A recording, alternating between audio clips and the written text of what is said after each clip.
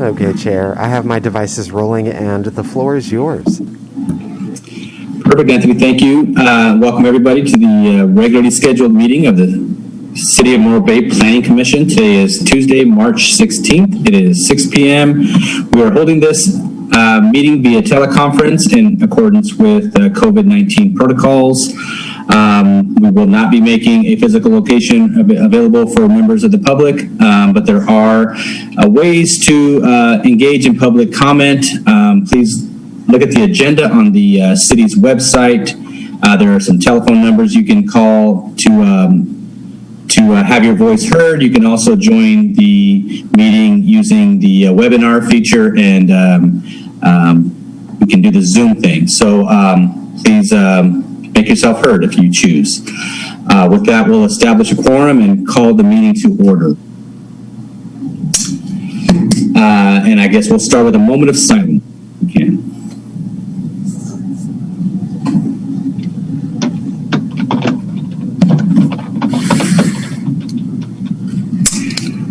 Okay. Do we have any planning commissioner announcements? Ms. Stewart. I have a couple. I found out this morning that the Westpac Morro Bay Lab facility will now be open. So we have been impacting our vehicle miles traveled by having to go to Los Osos to get blood draws and things.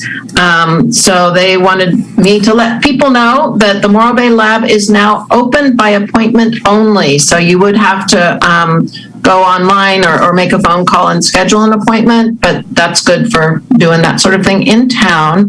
And then the other thing I just wanted to mention, because we have been getting a number of emails about the recovery facility, is that if people want to go to the city website, look under your government, departments and divisions, community development department, planning division, current planning projects, and actually if you just put current planning projects in the search thing, you'll find a whole lot of information about that project and hopefully can answer a lot of questions and concerns that people might have. So that's what I've been directing people to do, and maybe some of the listeners out there will be interested in doing that too. And that's it. Perfect. Thank you so much for that. Anybody else? Okay, I have an announcement myself. So I have let Scott and Dana know, the city clerk, but I did accept a position with the county of Santa Barbara, and I start relatively quickly. So 2 Mondays from now, I will no longer be a county of San Luis Obispo employee. I'll be a county of Santa Barbara employee, and that's great. I'm really happy. I'm really stoked. Except that I have to move. So I will no longer be able to enjoy these meetings on our Tuesdays. So Scott's, I believe, and Dana have already started the process to recruit a commissioner to assist you guys, and I'll be as much help as I can in the next couple meetings, but I think you only have me for 2 more. So. Okay, well, moving right into presentations, we'll go to A1, consent calendar. If everybody had a chance to read and examine the consent calendar, do we have any? Jesse, you skipped over public comments. Did I skip over a couple? I sure did. Sorry, my brain's elsewhere. Let's open up the meeting for public comment. This is the part of the meeting where members of the public can comment on items not on the agenda, or if they're not able to wait until the item's heard. So let's look at our participants. We have a lot today, so let's. We have a couple hands raised, and I see Ms. Headland in there. So Anthony, at your convenience, if we can get Ms. Headland on the line.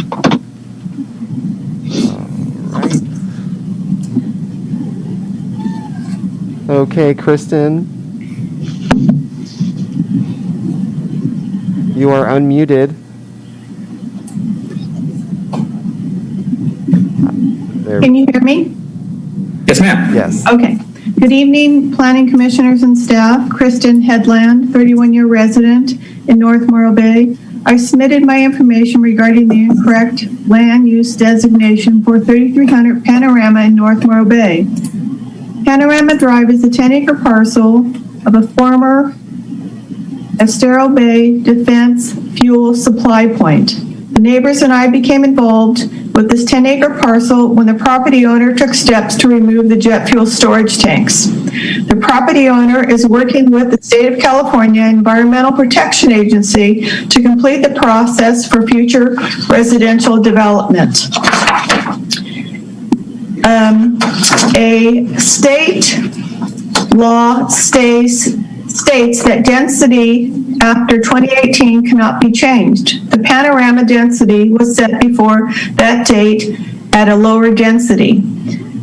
Minutes from previous meetings show that the Community Development Director acknowledged that the incorrect density was placed on a map and would be corrected. It was corrected in 2017. Then in October of 2020, in the planned Morro Bay, it was changed back to the medium density. This is incorrect, and I request for the record that the density of 3300 Panorama Drive be noted as a lower density. Now that we are at the EIR stage, we expect you to uphold the truth reflected in the minutes and on the maps and determine that the true lower density is marked on the maps. I provided a rather large packet. My time is limited, but I do want you to, if you could kindly take a look at it, and I'll make it real short. The first one is from the March 2021 planned Morro Bay. It has the land use map. It's incorrect. And if you take a look, the land use designation would change 3300 Panorama, which is noted everywhere as R1 single family residential. It'll turn it into apartments, duplexes, and the maximum density will go from 7 to 15. This could create a major impact to us neighbors here in North Morro Bay. So in the EIR, the proposed land use map is carried forward with the incorrect density as medium. And the land use designation table of 2.4 also notes that medium density is single family homes, duplexes, apartments, condos, and the upper limit is 15. This would change North Morro Bay, where the lots are 40 by 60, a great degree. We have narrow streets, we're family friendly, and the impacts of traffic would be unacceptable.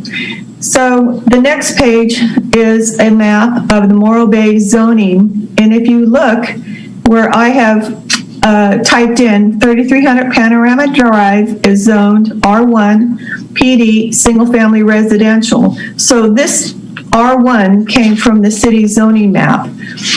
And so if you look at table 4.92, it shows R1 as single family residential. And I will say that the neighbors and I became very involved. We had a group that was called Morro Bay Stakeholders. And when the general plan, when the GPAC meeting was formed, a map came out and it presented medium density. We all got together and spoke. Ms. Hedlund, I'm sorry to interrupt. You have reached 3 minutes. If you could wrap it up in the next 15 seconds or so, please. Yes, I would just like to say that they were incorrect, and Mr. Graham stated the zoning of the area for the fuel tanks is already R1, and noted there was an error in the map and corrected on the land use map. And then at another meeting, he said, responded, the map has been corrected, and explained there is a difference between the zoning map and the land use map associated with general plan. And he said that the current land use map was updated and currently correct. And I would like to thank you. Could you put the time up here so people can monitor? Yeah, I wish I could. I'm sorry, I don't have that. Thank you very much for your time. Thank you, Ms. Edmond. I appreciate your comments very much. Okay, do we have anybody else that wishes to speak to public comment? Thank you, Commissioner. I do not. Actually, just a moment. Betty Wintholtz raised her hand. Just a moment. Okay, Betty, you're unmuted. Thank you. This is Betty Winholtz. I want to say that I had the pleasure of going to the movie theater on Friday night for its opening, and it was lovely being inside the theater with people again. And it raises the point for me, if we can have movies together, why can't we have city meetings together again? So I'm asking if the Planning Commission or whoever would check and see if it's okay now to meet again at the Vets Hall, so we could have our government open to us, and more people would feel comfortable being there. And then secondly, I would just like to affirm what I heard Ms. Headland say about the zoning. This has been an ongoing issue, and for those of you who are commissioners over the last few years, you've heard this, and for the two new commissioners, it's an issue that needs to be settled, and I hope that this is something you'll take on, since it says in the executive summary that the basis of Plan Morro Bay dictates the zoning, and that this is timely for us to deal with it. Thank you. Thank you, Ms. Winholtz.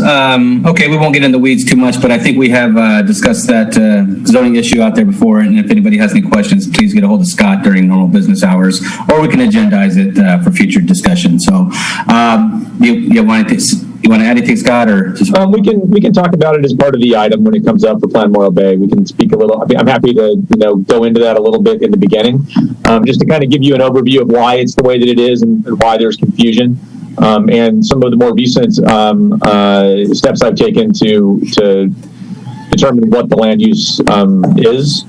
So I'd be happy to go into that when we get into the item. Perfect, Scott. Thank you so much for that. All right, consent calendar. I'm sorry. Do we have anybody else wishing to speak to public comment? Now would be the time. You would raise your hand in the queue there.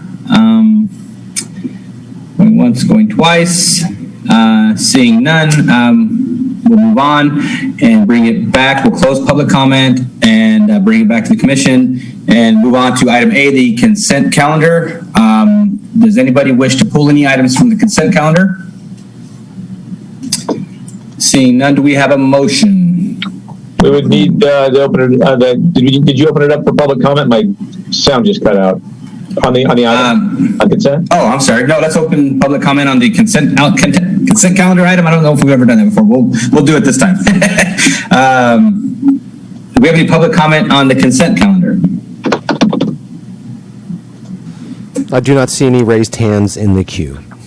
Okay, we'll give them a few seconds. 1, 2, 3, seeing none. Okay, we'll move on. Close public comment on item A, the consent calendar, and bring it back to the commission. Does anybody wish to pull any items, or do we have a motion? I move that we accept the consent calendar. I'll second. Okay, we have a motion and a second. Mr. Graham? Yes, Commissioner Ingraffia? I'm sorry, what? Oh, yes, of course. Commissioner Ford? Yes. Commissioner Roshan? Yes. Vice Chair Stewart? Yes. Chairperson Barone? Yes. Motion passes 5-0. Thank you. Thank you, Scott. Okay, consent. Moving on to item B, public hearings. Item B1, TRE 20-183 is a continued public hearing for an appeal of a tree removal at 355 Cerrito Place. And looks like Damaris will be handling that for us. So Damaris, whenever you're ready.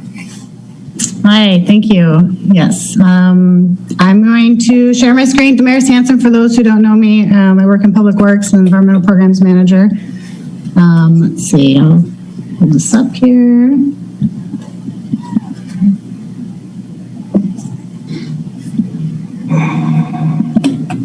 Okay. So tonight I will be discussing the continuation of an appeal on an administrative tree removal permit. The removal of 4 trees in the public right-of-way at 355 Cerrito Place. The appellant is Betty Winholtz, and the applicants are Josh and Christine Martin. These are some site views here. So we have an aerial site view and a street view site view. The street view shows you the 4 trees that are in discussion for tonight. They are these 4 Monterey cypress trees. And to give everyone a little background as to where we're at today, here's a project summary. So an administrative tree removal permit was applied for on November 19th, 2020 for the removal of 5 trees in the public right-of-way. The removal request was reviewed and approved by staff, and the trees were posted for removal on December 1st, 2020. An appeal was filed for 4 of the public trees in the right-of-way on December 10th, 2020. An appeal was heard by Planning Commission on January 5th, 2021, and was continued in order to conduct a peer review for the arborist report. So a peer review was conducted. Heritage Tree Arboriculture Company was selected as to conduct the tree evaluation and peer review for the 4 trees there at 355 Cerrito. So Heritage Tree Company offers all aspects of tree consultation and tree care. They are a arborist in the consulting business. They do not perform tree trimming or tree removals. And their task was to assess the health and the stability of the 4 Monterey cypress trees and assess their potential to fail. So I'll go through some of the report findings. The report evaluated each tree separately and assessed the tree's growing environment and condition of the trees, the parts of the trees most likely to fail, targets, tree risk, and risk mitigation. So the report highlights, I'll go through a few of them. The health of all 4 trees was deemed poor due to the competition for light and root space from growing in the understory of the dominant eucalyptus trees. This picture I've put in here kind of shows in the highlighted areas is the Monterey cypress, and the other areas is the dominant eucalyptus trees. So some of the report findings, most likely parts to fail were the overextended and poorly attached branches due to the excessive lateral growth caused by the crowding of the eucalyptus trees. Heavy end weight and poorly attached branches increase the potential for these branches to fail. Also, the trunks of some of the removed trees contained heart rot, and it's assumed that some of this decay could exist in some of the existing trees. As for risk mitigation, the most likely parts of these most likely parts to fail are the overextending branches. Pruning to reduce or remove these overextended branches would eliminate 50 to 75% of the live green canopy and compromise the health of the trees by eliminating their ability to photosynthesize. These Monterey cypress will not mature into significant trees and provide little habitat for wildlife as compared to the eucalyptus trees. So the conclusion of the report is due to the health of these trees being poor and the risk mitigation compromising their health further, the report recommends the removal of the 4 Monterey cypress trees. As far as replacement trees, the applicant would provide 4 Monterey cypress trees to the city to plant in an appropriate location. And this site just does not, it's not conducive for these cypress trees, so the city could find more appropriate locations for them. So the recommendation is to deny the appeal and uphold the director's decision, and approval of case number TRE 20-183, removal of 4 trees in the public right-of-way at 355 Cerrito Place by adopting Planning Commission Resolution 05-21. That concludes my presentation. The applicant is here, the appellant is here, and the consulting arborists are also here for discussion, if you guys would wish.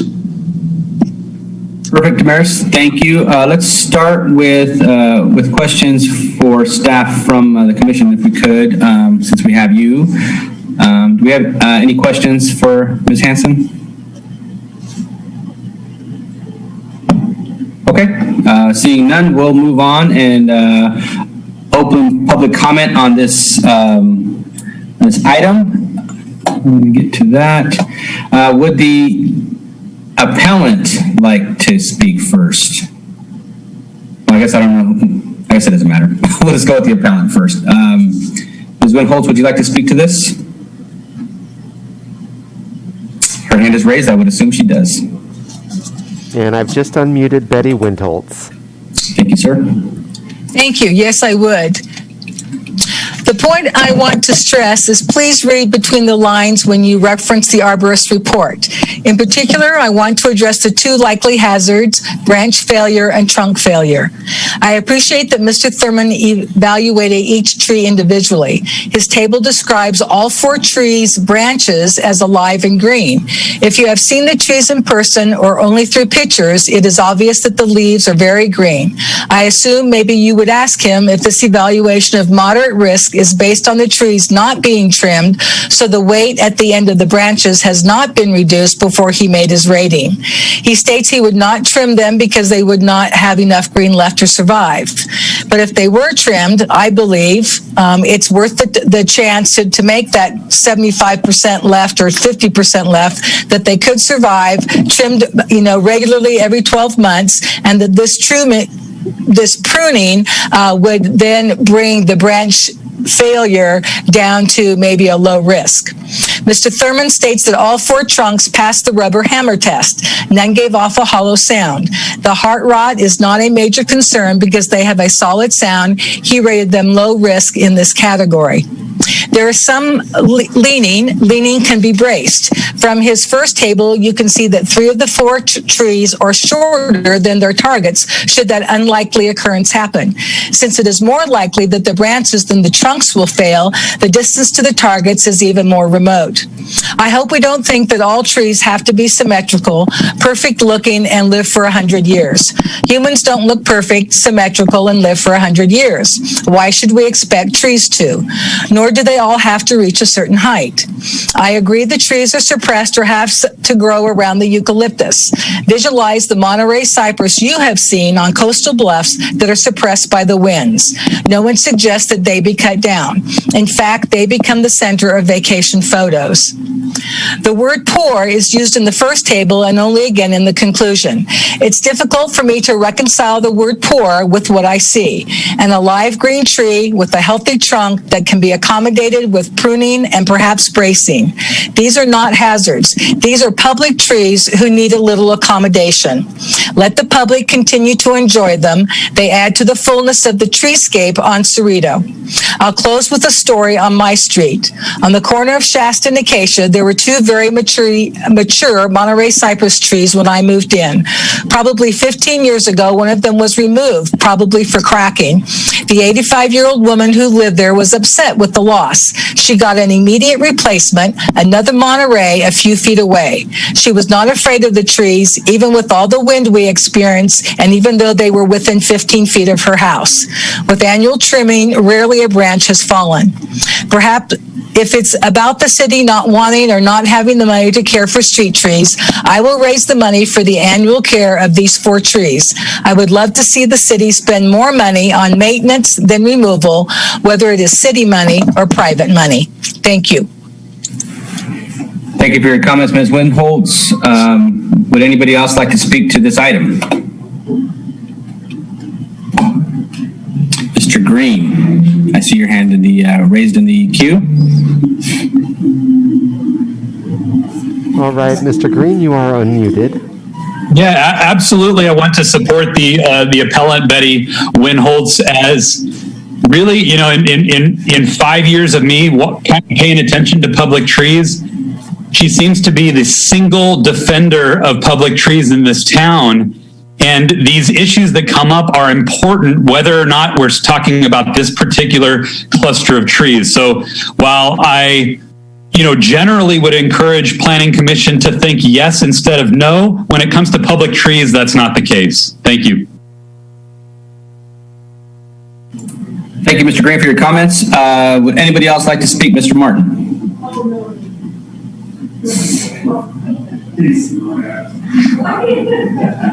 Can you hear me? Okay, Mr. Yes. Martin, I have unmuted you. Thank you. Thank you, commissioners, for hearing us out tonight.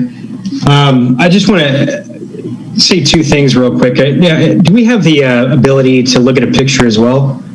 I know the last meeting we were able to do that. we really don't ask questions and answers in the public comment period, more just a time for you to speak. Okay, so is this the applicant's designated time, or is the public comment section the applicant's designated time? I'm not sure I understand your question, but go ahead and make any comments you wish. We probably won't respond to your questions. The applicant wants to share his screen, I think. Yes. Oh, I'm sorry. Is that possible? It's definitely possible. I don't know if you have the technology to do it. Did you call in or no? You looks like you're on Zoom. Sure. I know last time the initial meeting we were able to screen share. So I was just. Yeah, I'm sorry. I didn't realize you were the applicant. So, yeah, you should be able to do that, or Anthony can provide you the ability to do that. I would have to promote Mr. Martin to panelist for him to be able to share a screen. If you'd like me to do that, I can do that right away for you. Sure. Okay, please stand by.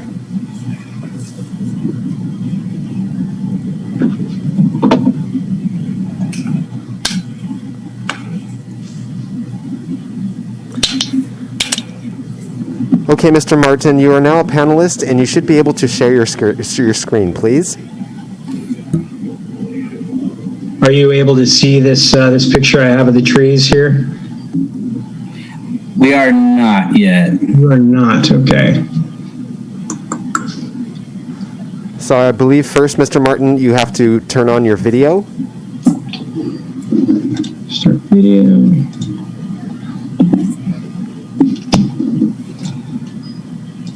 How's that? Okay, now we see you. Video, and now you are able to share your screen. So go ahead and go through the process of sharing your screen from this point, and you should be able to share your screen, sir. Alrighty, share screen. And I'm going to restart the clock here so that we give you plenty of time to talk. So. All right. Hopefully you can see that picture. Yes, we do. Yes, we can. Okay. You know, I'd just like to add two things. First off, you know, to paraphrase Betty, she says, it is obvious the leaves are green. And if you look at the top of the trees, yes, the leaves are green. However, there's quite a bit of decay. And the reason I took this shot, it's, you know, Betty cannot speak to safety. Number one, she does not live on the property. Betty and Sean are not tree experts. I have two daughters that play in this area, and that is the reason I am concerned. So the reason I took this particular picture, those 4 trees right there are the trees in question. Now, if you see 3 stumps. The one closest to the trees, that one was cut down, I believe, by the previous owner. For what reason, I'm not sure. But you can see that it's got this heart rot as well. Now, these 2 with heart rot, those are all underneath the canopy of the eucalyptus. The other ones that we did get a permit for and were removed weren't necessarily under the canopy, but they were unhealthy. But the heart rot wasn't to the extent that they are underneath the canopy where these ones are located. So, you know, I appreciate what Mrs. Winholtz is doing, and I appreciate Morro Bay being a tree city, but I would just like to say this is a safety concern for me and my family, and that's why we're here. So thank you. And I'm going to let the tree expert speak to the trees. Perfect. We appreciate your comments, Mr. Martin. Thank you for that. We will come back to you if we do have a question from the commission. If you can make yourself available, we'd love to have you be available to answer those questions. Thank you, sir. Do we have anybody else wishing to speak to this item? Mr. Thurman.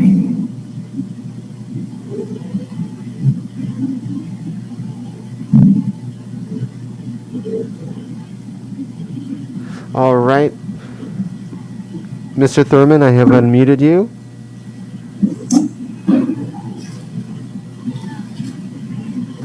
Okay. Can you guys hear me now?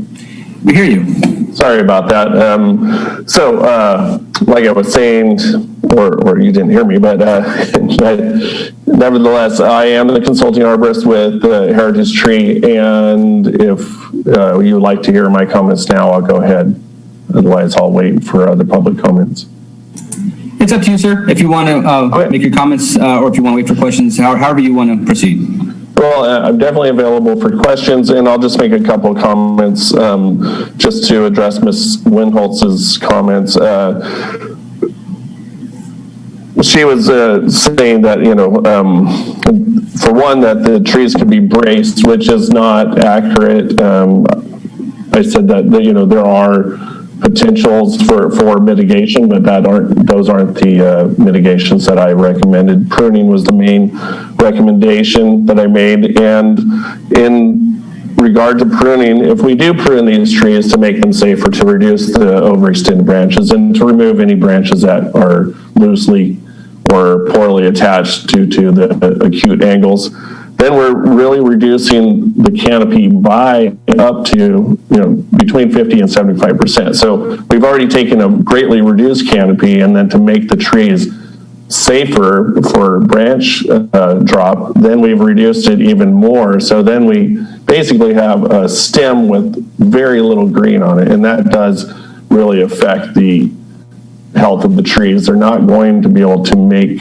the necessary energy to sustain themselves. And as far as pruning every 12 months, that's also not reasonable. You wouldn't need to prune every 12 months. It would probably be more like every 4 to 5 years as far as looking for issues that the tree had as far as structural issues. So the bottom line for me, like I had said in the report, is that the trees aren't overly hazardous, especially if you prune them, but once you prune them, then you don't have much left, and they're not going to really thrive, and they're already under this heavy canopy of shade, and I just see the trees continuing to decline. Some of them already have kind of browning dead tops. The live green parts are green, yes, but the tops are kind of suppressed and not really growing at the tops. So that's all I have, and if you guys will have other questions, I'll be here.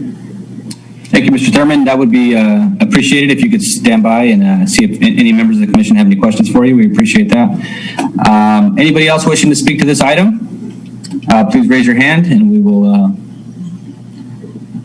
try and get to you. So seeing none, going once, going twice. Okay, we will close public comment and bring it back to the commission. Do we have any commissioner questions for the arborist? Let's start with the arborist. It sounds like that's probably Jen. Yeah. Thank you, Jesse. I have a question for Mr. Thurman. You mentioned that if you trim the tree and the more you trim it, the less healthy it is. Does this mean that there's potential for that tree to fail completely because of the lack of canopy, the lack of light, all the things, even with the maintenance? I mean, it would prolong its life, but does this mean eventually it will fail, in your opinion, and be unsafe for that area and the family that resides in that home? Well, if the tree is trimmed, significantly, and then the canopy ultimately dies, and the tree dies, of course, then it would be subject to decay and then eventually fail. So I assume if the tree dies, then the applicant would come back and, if you didn't approve today, then appeal to have it removed because it was then dead. But we're looking at this trajectory of having to over trim the tree to make it safe, and therefore its potential for surviving is greatly reduced.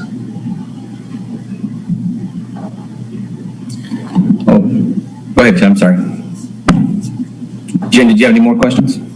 I was just going to thank him.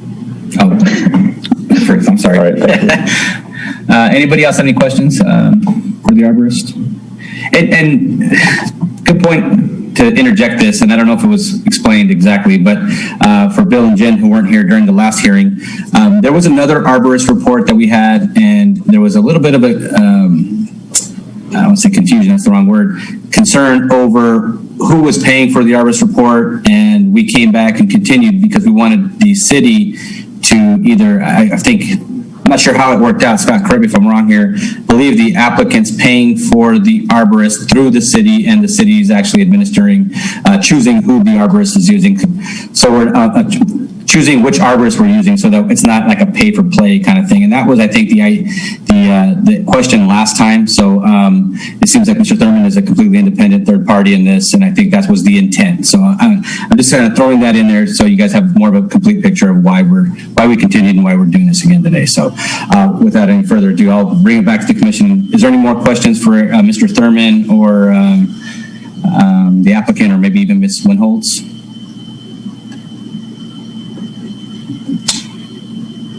Okay, seeing none, we'll close public comment and we'll bring it back to the commission. Do we have any discussion? Joe. Sure, I'll start. First of all, I think it was the beginning of a really good policy that in these sort of situations we have a disinterested arborist appointed or picked by the city to evaluate these trees, rather than an interested party. I also think that the evaluation was really excellent. I mean, it's thorough and easy to understand. However, as much as I'd like to save these trees, I'm confronted with a very basic scenario. Sometime in the future, the trees fall down and physical damage occurs, or somebody is physically injured, and somebody comes up to me and says, well, in the view of two arborist reports that these trees are going to fail, why did you vote not to take them down? And I won't have a good answer. So I think it speaks for itself that because of I'm a layman, I don't know anything about trees, other than I like them, but the arborists are saying, if not an immediate danger, a danger in the not too distant future, and I don't think we have any other choice but to take them down, as much as I'm reluctant to admit that. That's it.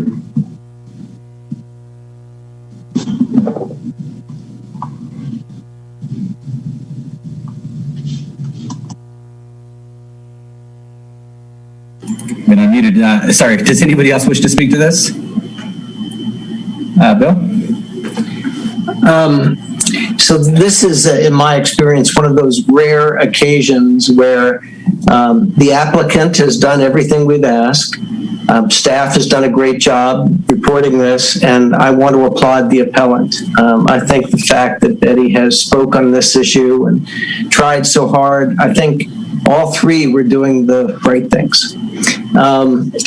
I think the other reason this is important is the trees are in the public way, and I think that makes a difference to all of us. And they are Monterey cypress, which makes a difference to all of us, especially here in Morro Bay. One of the things that we talked about last time is we're hoping to focus more on trees and the guidelines, have maybe an information center session with the commission that moves these ideas forward. And I think it's so interesting to me because these trees in the right-of-ways are really where the natural beauty of Morro Bay meets the habitation. This is where we kind of come together. It's one of the things that makes, I think, Morro Bay not just special, but even more special. All that being said, I have to go with Joe. Safety has to prevail here, and but I guess I want to applaud the effort. I think the fact that we take these things so seriously, staff has, Betty has taken the time to do this. It means a lot to us, and I think to recognize that effort is important, even if I can't support the appellant. Perfect, Bill. Thank you for that. Jen or Susan, do you want to speak to this? Susan? I'll just say I do agree with Bill and Joe. It's a really hard call. Really appreciate all the extra research that was done. I did some of my own, but I'm not an arborist. And we have had two arborists now and the homeowner with concerns for safety. I do like the idea moving forward of getting some better strategies about how we deal with trees. Very pleased to hear that the owners plan to plant or give 4 cypress trees to the city to plant in an appropriate place. Would love to see those kinds of things move forward. So it's sad. I'm a big tree hugger, so this is a tough one. But I do appreciate all the real heartfelt work that all the folks have done who are involved with this. So.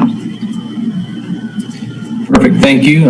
Jen, do you have anything to say? Or Yeah, I'll make it really quick. I just want to let you know that I attended that meeting. I watched, it was actually the meeting, I think it was the one before we became commissioners, or maybe 2 before, I don't remember. But I attended, and I was really impressed by the way that all of you that were currently on the board handled the situation, and how you came up with the idea to have the second opinion and moving forward with that process with trees. And I want to just basically echo what everybody has already said. I don't want to re-say it. I agree with you 100%. And I just want to thank everyone involved. And yeah, it's a sad time when you have to remove something so beautiful and precious, but safety first. And human life is important. And I think we have to really look at that and take that into consideration. Thank you, Jen. I agree with everything everybody said, and especially, the sacred nature of that site, I think makes this a little bit even, more heart-wrenching that we have to get rid of these trees. What I want to make sure, for me, that doesn't get lost in this decision here, I want to make sure we don't imply that we were disparaging Greenville Tree Company. And, they did a great job in their report, and it was more of an internal processing issue with why we asked for the second opinion. But I think they did a bang-up job, and I think Mr. Thurman did a bang-up job in his analysis of the tree, in the tree report. So all the way around, I think everybody did everything they could to save these trees. It's a beautiful site. It's very sacred to a lot of people, and we did all we could, but at the end of the day, I think we are, going to go with what we've expressed here. So without further ado, do we have a motion?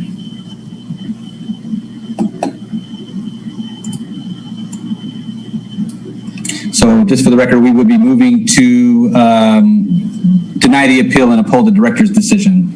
Or we would be, that's the staff recommendation, or we would be moving to uphold the appeal and keep the trees. So those are the 2 options, I think, on the table right now. So, Joe. I would move that, I guess we deny the appeal and uphold the director's decision to remove the trees at 355 Cerrito by adopting Planning Commission Resolution 05-21. Thank you, Joe. Do we have a second? I'll second. Perfect. We have a motion and a second. Scott. Sure. Commissioner Graffia. Yes. Vice Chair Person Stewart. Yes. Commissioner Ford. Yes. Commissioner Roshan. Yes. Chairperson Barone. Yes. Motion passes 5-0. Thank you. Thank you, Scott. Okay, so we have denied the appeal and upheld the director's decision to remove the trees, and I'm sure staff will administer that perfectly. Sorry, didn't have another word there. So we'll move on to item B2, Plan Morro Bay. Without further ado, I guess hand this off to Scott. Okay, I think I'll cover the issue that was raised by Ms. Hedlund before we kind of hop in, if that's okay with everybody. I'm going to share my screen.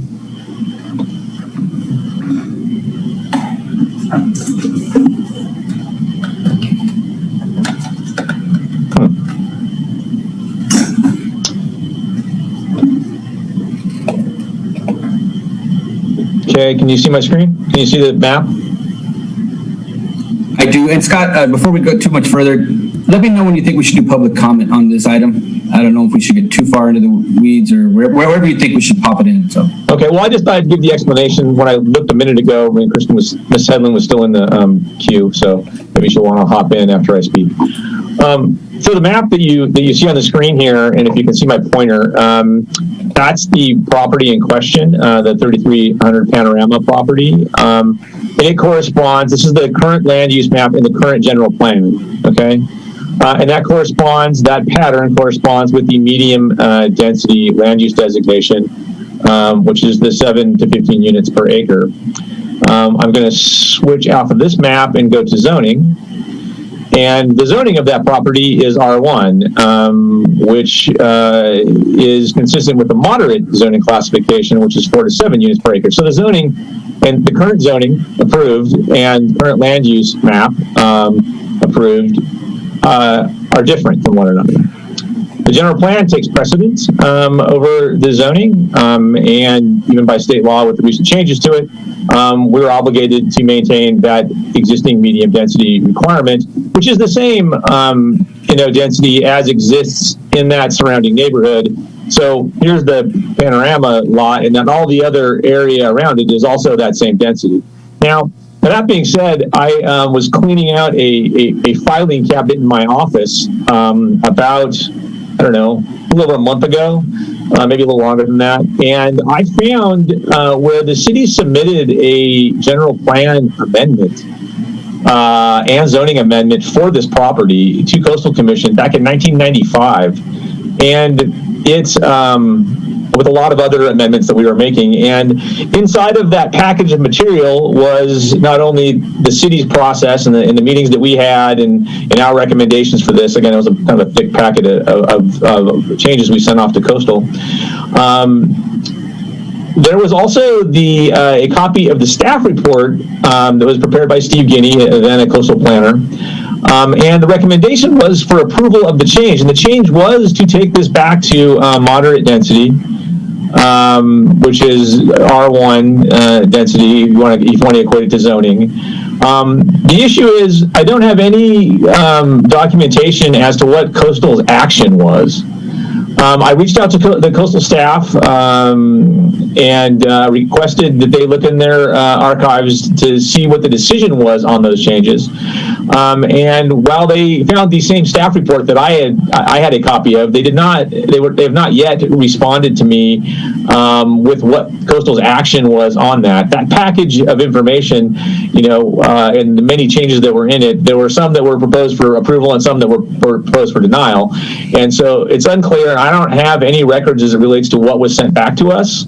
And I've looked through, and I did a fairly exhaustive search through resolutions and so forth back in this time frame to see if I could see where maybe they sent us back changes and we had to ratify those changes, those types of things. I wasn't able to find anything like that.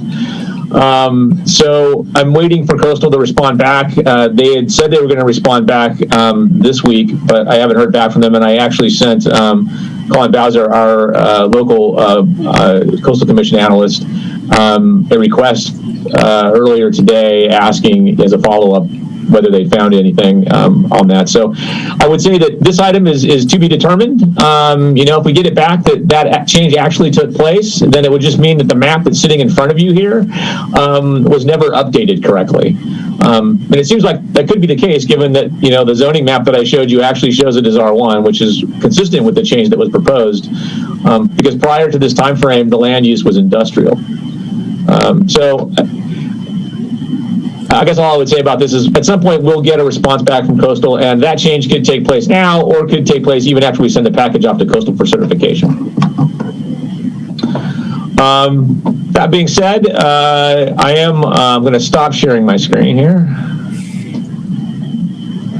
And we'll move on to the item tonight that's in front of you. We have, two things. We have the Plan Morro Bay. So the last time that the Planning Commission saw this, you spent, well, at least some of you did. We have 2 new commissioners, so you didn't all see it. But spent 5 meetings reviewing it and providing comment. We provided you comment sheets that show what those comments were and what changes resulted from those. That would probably be the place I would start if you have questions or comments, and once we get into that deliberation process for that. And then I think hopefully what we spend most of this evening on, given that the Planning Commission has spent quite a bit of time reviewing Plan Morro Bay, would be on the EIR and the presentation from Rincon, Chris Bergbach, whose picture's on the screen. So that's where we're at. The decision as to when you want to take public comment is kind of up to you. We can do I think we have one, maybe two slides, Amy, for the Plan Morro Bay piece. So she could cover that. You could ask your questions, and you could see that, open up public comment, take it on that piece of it, and then close it, finish that discussion, move on to the EIR, have that presented, take public comment, move into deliberations by the commission. That sounds good to me. Or you can take it all up front. I just think maybe because it's two pieces tonight, maybe it would be good to take the commentary that way. Oh, it looks like Joe had a comment. Scott, am I permitted, because it wasn't agendized, to ask a question about what you just said about the panorama zoning? I mean, I don't want to create an issue here. But... You can ask about it because it is part of Plan Morro Bay, which is the item in front of you right now. Okay. I seem to recall a suggestion, or maybe even an explicit statement, that the preceding Morro Bay plan, I guess it was 202, what did it say about the density of this property? So it's interesting. When we attempted to do the general plan update back in 2005, the map that went along with that, the land use map, had it as medium density, but the zoning had it as basically R1. That was approved by the city, but never certified by the Coastal Commission. We received, I think they reviewed a portion of it, then sent back a bunch of comments, questions, concerns, that type of thing, and we never moved it forward for whatever reason.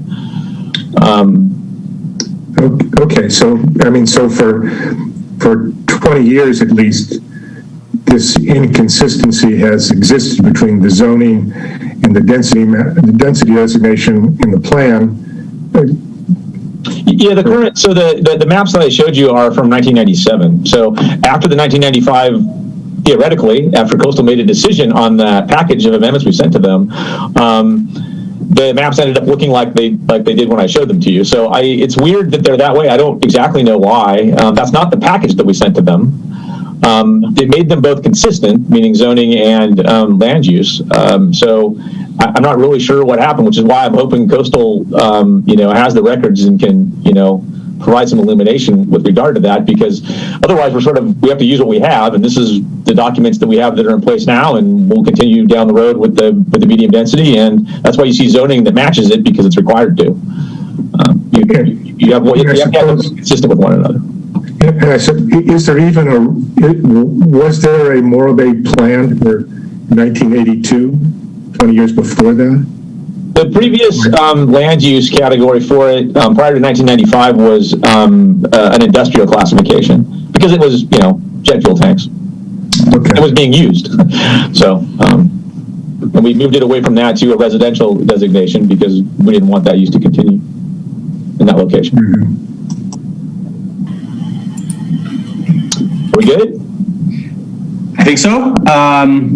Yeah, so I think, are you handing it off to your... I was going to hand it off to Amy. I think Amy's got one or two slides on the Plan Morro Bay piece, and then you could open it up to public comment on that portion of it, and then you can deliberate on that piece of it, discuss that piece of it, and then we move on to the presentation for the EIR from Chris. It's like a plan. All right. All right. Good evening, everyone. Let me go ahead and share my screen.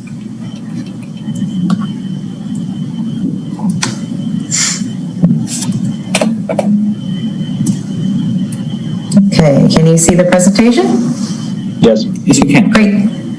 Hi, I'm Amy Sinsimer with PlaceWorks. Nice to be here again. Nice to see the new commissioners. And like Scott mentioned, I just have a very short review of where we're at on the project. So what we're bringing to you tonight is to consider recommending final adoption of Plan Morro Bay to the City Council. There are comment summaries, like Scott mentioned, of what has happened since the hearing draft was released in October. And then we'll get into the environmental impact report a little bit later. We have taken a look at all the comments that came in from the public, the Planning Commission, and the Coastal Commission staff. And some of those have resulted in revisions.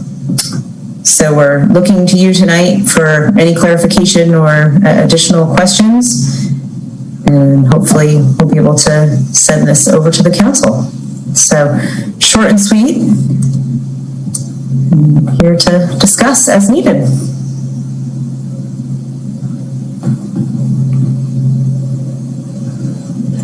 That was way quicker than I thought it was going to be. I thought I had a couple seconds. Sorry. Okay, well, let's open public comment and see if there's anybody who wishes to speak to this.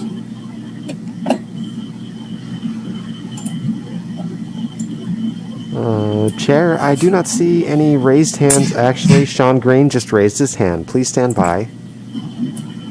Okay, thanks. Okay, Mr. Green, you are unmuted. Thank you, Planning Commission, and thanks for the respect and consideration that everyone gave in the previous tree issue. It's a real confidence booster to see those procedural changes. So I very much thank everyone involved, including the applicant and the appellant. I want to transition into something that's far more important to the overall success and future of Morro Bay, and that's lateral access. And why I bring this up again is because Planning Commission, it's really up to you to make these final changes because you are far better informed than council in terms of the intricacies of Plan Morro Bay. So they are likely to adopt whatever you send to them. And this is really our last chance to do that. The difference between lateral access and vertical access, as they are specifically applied to the Morro Bay Embarcadero, needs revision and clarification in today's draft plan. As I have expressed in the past and has been supported in the literature, in the Tidelands Trust and the Coastal Act, lateral access describes the ability to move parallel to the coastline along the shore. In other words, any north-south walk from coastal point X to coastal point Y along the shore is considered lateral access, which is appropriately subject to the 10-foot minimum that has been implemented in the draft plan. Unfortunately, what remains in the draft plan is a kind of gray area, which is akin to what has been allowed in the past at several Tidelands developments, and that's the mischaracterization of lateral access as vertical access, thus allowing developments that squeeze the public's ability to move parallel to the coastline down to 5 feet, sometimes 3 feet, and sometimes none at all. By allowing this mischaracterization of vertical access to persist, the city and the Coastal Commission, unknowingly or willfully, it doesn't matter why, hindered the public's ability to access its own coastline. And that really needs to change. That's discouraging in the past, but what's past is past. But what's even more discouraging is the threat against lateral access along the Embarcadero that we, the people, are actually entrusted to serve as custodians for. You can see in the comments submitted by Embarcadero businesses and their representatives that providing adequate lateral access isn't really their priority. It's something they discourage and are advocating against as a requirement in Plan Morro Bay. So it's really up to you. It's critical that you make some of these minor changes and hold the protections in place that do exist regarding lateral access. At this time, prior to recommending approval of Plan Morro Bay to council, I ask the Planning Commission, with Coastal Commission's input, and I've CC'd them on my email, to close this vertical access loophole and make crystal clear that public enjoyment of the Morro Bay waterfront isn't negotiable. Thank you very much. I appreciate it. Thank you for those comments, Mr. Green, and for your email. Very enlightening. I appreciate your efforts. Do we have anybody else wishing to speak to this item? Okay, seeing none, we will close public comment, but we will open public comment again during this part of the presentation so that we can make sure we're getting the public heard. So, Scott, back to you, or Amy, back to you, whichever, or Rincon, or however we're doing this. You're muted, Scott. I guess now would be, the time for discussion on the Plan Memorial Bay piece, meaning saving the EIR for after you have the presentation. So we've given you the worksheets, and they cover the commentary that was provided through the previous 5 Planning Commission meetings on Plan Memorial Bay. And again, I would encourage you to start there if you have questions, so that we can track what your questions and concerns are. We could certainly have a discussion about what Mr. Green brought up. Always brings up well thought out concepts and raises issues that are worth discussing. So I always appreciate Sean's eye toward making Morro Bay a better place. So, Susan? I would like to talk a little more about what Sean said with the lateral access. His latest email with his sketch was, it suddenly all went, I get it, exactly what he's talking about with that bottlenecking. Is there, I feel like there's a lot of discussion of the lateral access in the general plan. So do we need to just tighten up the language? I don't think we'd get any problem with that from Coastal Commission. But that whole Morro Bay Harbor Walk access way it really is pretty phenomenal. So to make it work even better would be for the good of everyone. So I would hope there's no need for major rewrites, but making it flow better does make sense to me. So I would make a couple of comments. I understand what Sean is aiming at, and I think a lot of that has to do with what he sees when he's out there. But I mean, the way we approve projects down there, and at least a few of you know this, the lateral access way is required to be 10 feet. Our current LCP says 8, but it's 10, and we get 10 feet. Some of the areas where we do have pinch points have to do with a myriad of things. And that can be related to eelgrass, that can be related to existing circumstances that are out on the waterfront, or you have leaseholders that aren't able to extend improvements onto other leaseholders' sites, and so they're not able to make any of those changes to those properties. That wouldn't be without getting other authorization from the adjacent leasehold. But I mean, you see projects as they come forward, they have 10 feet of lateral access, and honestly, lately you've seen some that have more than that. And you may also see some in the future that have more than that to add extra public benefit to get different things on the property that they might want from a consideration standpoint. I'll also note that the waterfront master plan has, so when you talk about lateral access, you talk about vertical access, like say from Embarcadero back to the Harbor Walk on the backside of it. We have limitations there related to and requirements in the waterfront master plan that say what the view corridors are supposed to be, and those are kind of dictated by that. And then sometimes, the buildings on the sites are moved around a little bit, so you're not maybe always necessarily going to have 10 feet, that goes from the sidewalk to the back. Certainly that's ideal, but some of the lease sites are very narrow, and it doesn't necessarily afford that. Or you have lease sites that come forward and they're not doing full redos, they're just doing partial remodels and additions. So there's a lot of factors that go into it. I would say this too, that the Plan Memorial Bay that's in front of you in the implementation section also has us going to update the waterfront master plan. We can specifically detail all of this in there, and it's probably something that needs to happen sooner rather than later because that document's pretty outdated. And so I think we will be addressing it through that, and that also allows us to, bring everybody into the room, so to speak, and have a good conversation about it, because obviously we received input from the waterfront leasehold group, and they're concerned about that, and so we need to have that conversation, I think. I mean, they spent the time to write that lengthy letter to us, and it needs to be balanced against, the desires and then what's good for the community. So those are my comments. Thanks, Scott. That actually works for me, and I think is a good reminder that, as with many parts of this general plan, we have our goals, we have, the items set up to do, and we have our implementation items for each of these goals. And there's flexibility in there. There's leeway in there. There are things that we can continue to work on and improve on. This doesn't set parameters for everything that's going to happen in Morro Bay for the next 20 years. It sets some guidelines and some objectives, the goals, the things that we're moving towards. So I think those are good points, Scott. Thanks. I agree. It looks like Jen had something to say. I was just curious, or I am curious, is there any signage that I've missed that tells people that there is this access that goes along the bay behind the businesses? I mean, I know there's a few that I've seen, like, waterway this way or waterfront this way.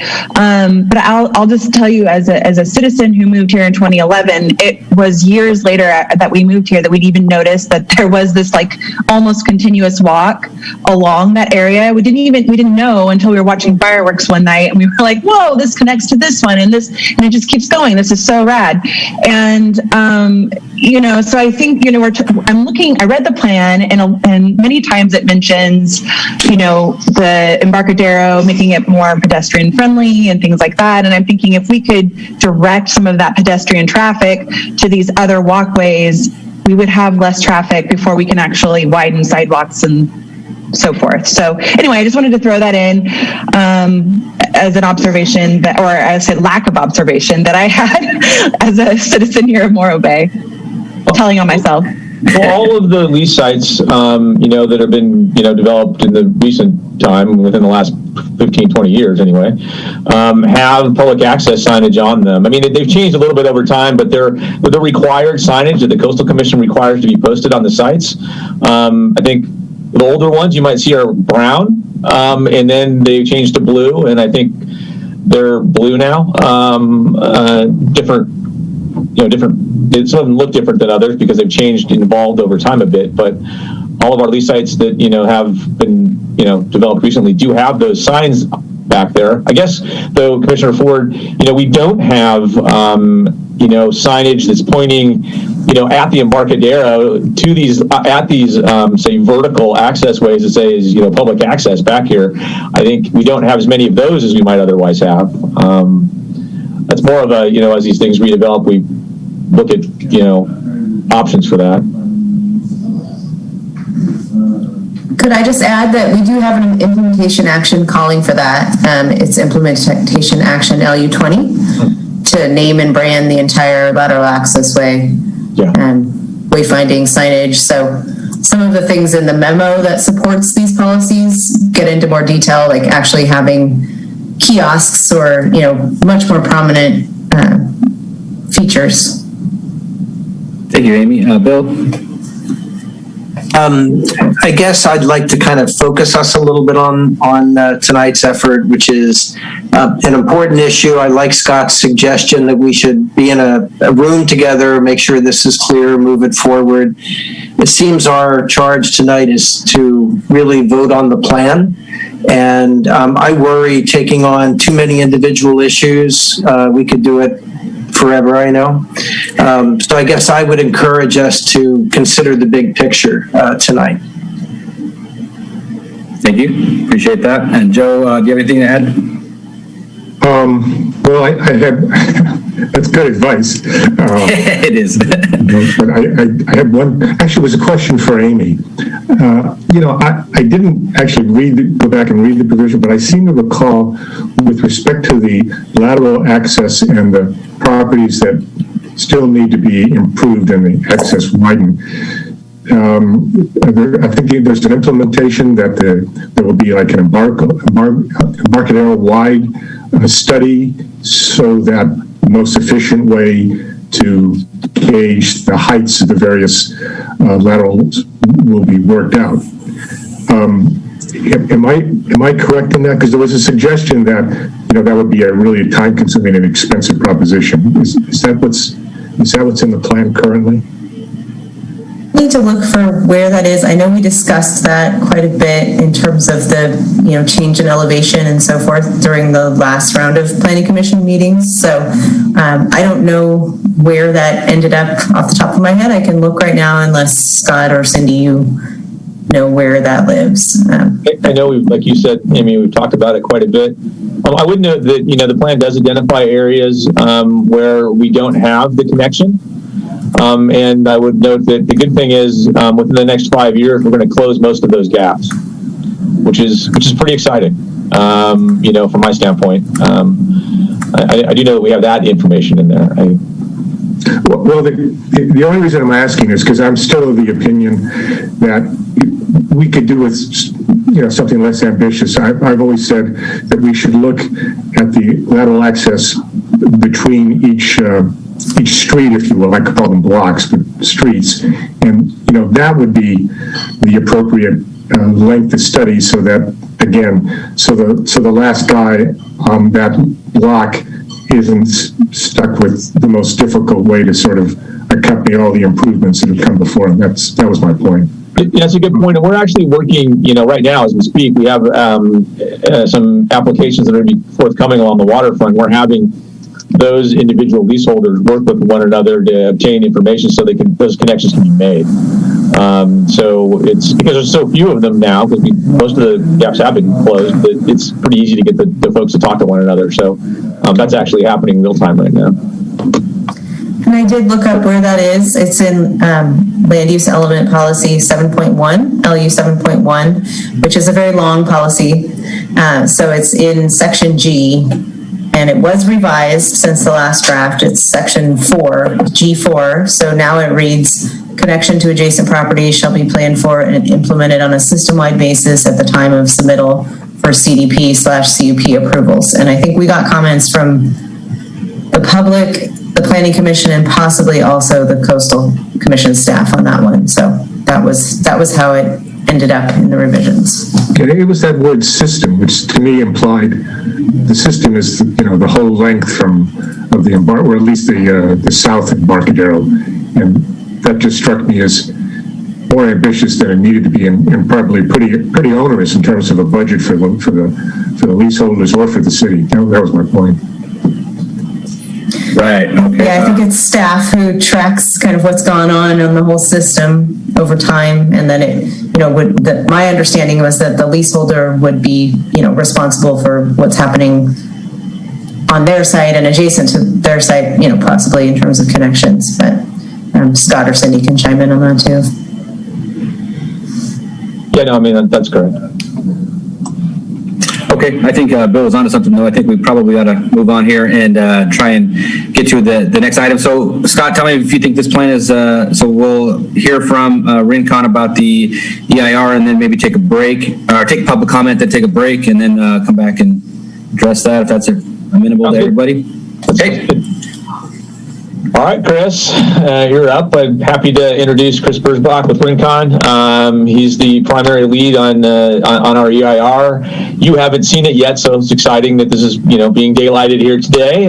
We have had it posted on the website for a while, so I did point you all to it previously. But it's nice to hear about it and maybe be able to make recommendations to City Council to move this forward. So, Chris. Yeah, can everybody hear me okay first? Yes. Excellent. I'm going to make an effort to share my screen here, so bear with me for just a moment. I think the one I want to do is, with any luck, you guys are seeing the first slide of my presentation here? Yes. Excellent. Great. Well, I want to say thanks to staff, Scott and also Amy. Thank you, Chair Barone, Vice Chair Stewart, members of the Commission. As Scott said, my name is Chris Burzbach. I'm a Senior Environmental Planner with Rincon Consultants, and we've had the distinct pleasure of working with your staff to develop the environmental review of Plan Morro Bay. So I'm going to talk about the environmental review process for the general plan and local coastal program update. I know you're familiar with the plan from previous hearings and presentations, but as Scott noted, this is the first time the environmental review for this update is before your commission. The city's prepared a final environmental impact report, or an EIR, for the general plan and LCP update. An EIR is the most comprehensive and detailed level of environmental review consistent with the requirements of CEQA, or the California Environmental Quality Act. The final EIR is an informational document for use in the city's review and consideration of the proposed general plan and LCP update. So, as outlined in your staff report, this EIR is what's referred to as a program EIR. And what that means is that the final EIR provides a region-wide assessment of the potential effects of all reasonably foreseeable construction, operation, and routine maintenance activities that could occur with implementation of the general plan and LCP update. That's just something I want you to keep in mind as you think about this, that, you know, our obligation is to evaluate the maximum feasible, you know, reasonable development that could occur under the general plan. So the environmental review process is a public process, and the draft EIR was circulated for public review in November and December of 2020. 5 comment letters were received on the draft EIR, 2 of those from public agencies, the Department of Toxic DTSC, Department of Toxic Services. Now I'm revealing my ignorance here. Substance control. Thank you. And the California Department of Fish and Wildlife. And then 3 letters as well from members of the community. The comments submitted on the draft EIR didn't raise any fundamental concerns regarding the adequacy of the draft EIR. They were generally, frankly, about Plan Morro Bay itself and the supporting documentation for the plan, and in a couple cases, with specific regard to the comments from California Department of Fish and Wildlife, the comments resulted in minor clarifications to the mitigation requirements that were intended to facilitate effective implementation of the mitigation, which we'll talk about in a later slide. So the final EIR that's before you tonight is comprised of the draft EIR that was publicly circulated, the public and agency comments that we received during the public review process, and written responses to each of the comments received on the draft EIR. And each of these components of the environmental review process is consistent with all applicable requirements described in the state CEQA guidelines and public resources code. So the purpose of this slide is to show the full range of environmental topics that are considered in the final EIR. These are described in the state CEQA guidelines and are required to be evaluated as part of the environmental review process. They include environmental issues which were not found to be significantly impacted by the general plan and LCP update, as well as those for which required mitigation has been identified in the final EIR, and a couple topics where the final EIR identifies what we call significant and unavoidable environmental impacts, which we'll put up on the screen in a later slide. This slide shows the CEQA process from start to finish. For this project, this EIR has been about a 3-year effort, completed alongside the preparation of the general plan and local coastal program update, and culminating in the version of Plan Morro Bay and the final EIR that's before you this evening. The next steps in this process would be for your commission and city council to make a final determination on Plan Morro Bay. And if the EIR is certified and the general plan and LCP update is adopted, staff would file a notice of determination with the county clerk to finish the CEQA process. This slide focuses on the current steps that are before the commission this evening, your recommendations regarding the final EIR and the general plan and LCP update. With your recommendation to adopt the update and certify the final EIR, the City Council's final step will include making the CEQA findings that are part of the resolution, as well as adopting a statement of overriding considerations for the significant and unavoidable impacts of the project, which again, we have a later slide that will describe what that looks like. Here we see a summary of the major environmental topics evaluated in the final EIR and the mitigation requirements that were identified. The required mitigation includes San Luis Obispo Air Pollution Control District standard requirements for construction equipment, revisions and additions to goal and policy language from the draft general plan and LCP update to ensure that the final plan goals and policies are designed to minimize environmental effects. Some of those that are described in here include biological and cultural resources avoidance measures for construction projects, wildlife movement corridor protections, and construction noise measures to minimize potential effects from construction activity. Mitigation requirements also include, for transportation impacts, the addition of a number of specific pedestrian facility improvements that were identified by the city's transportation consultant to the list of planned circulation improvements that are described in the general plan circulation element. So it's important to note here that all but one of these required mitigation measures in the final EIR were essentially revisions to specific policy language or additions to policy language, going from the draft general plan and LCP update to the final that's before us this evening. And the only mitigation measure that was not a policy revision or addition are the air pollution control district requirements for construction equipment. And that's a standard mitigation measure recommended by the Air District, which they recommend being part of all new construction projects. So in spite of the mitigation requirements, there are two environmental topics for which the final EIR identifies significant and unavoidable, or what are sometimes termed Class 1 impacts. And these are shown on this slide. For air quality, the final EIR concluded that the projected increase in vehicle travel would exceed the planned population growth in the city. And if that sounds a little esoteric, it's because that's a specific criteria for air quality analysis used by the San Luis Obispo Air Pollution Control District for determining whether or not projects are consistent with the APCD's Clean Air Plan. In layperson's terms, we tend to see this with projects. We tend to see projects hit this threshold, this APCD threshold, when they envision growth that includes more non-residential development than residential development. So in Plan Morro Bay, we see this because the general plan accounts for the city's Measure F growth management limit, while also envisioning potential non-residential redevelopment in areas including the former power plant and the former wastewater treatment plant locations. For transportation, the final EIR concluded that future development in Morro Bay would result in increased vehicle miles traveled, even with implementation of general plan goals and policies that are intended to minimize the growth of vehicle travel.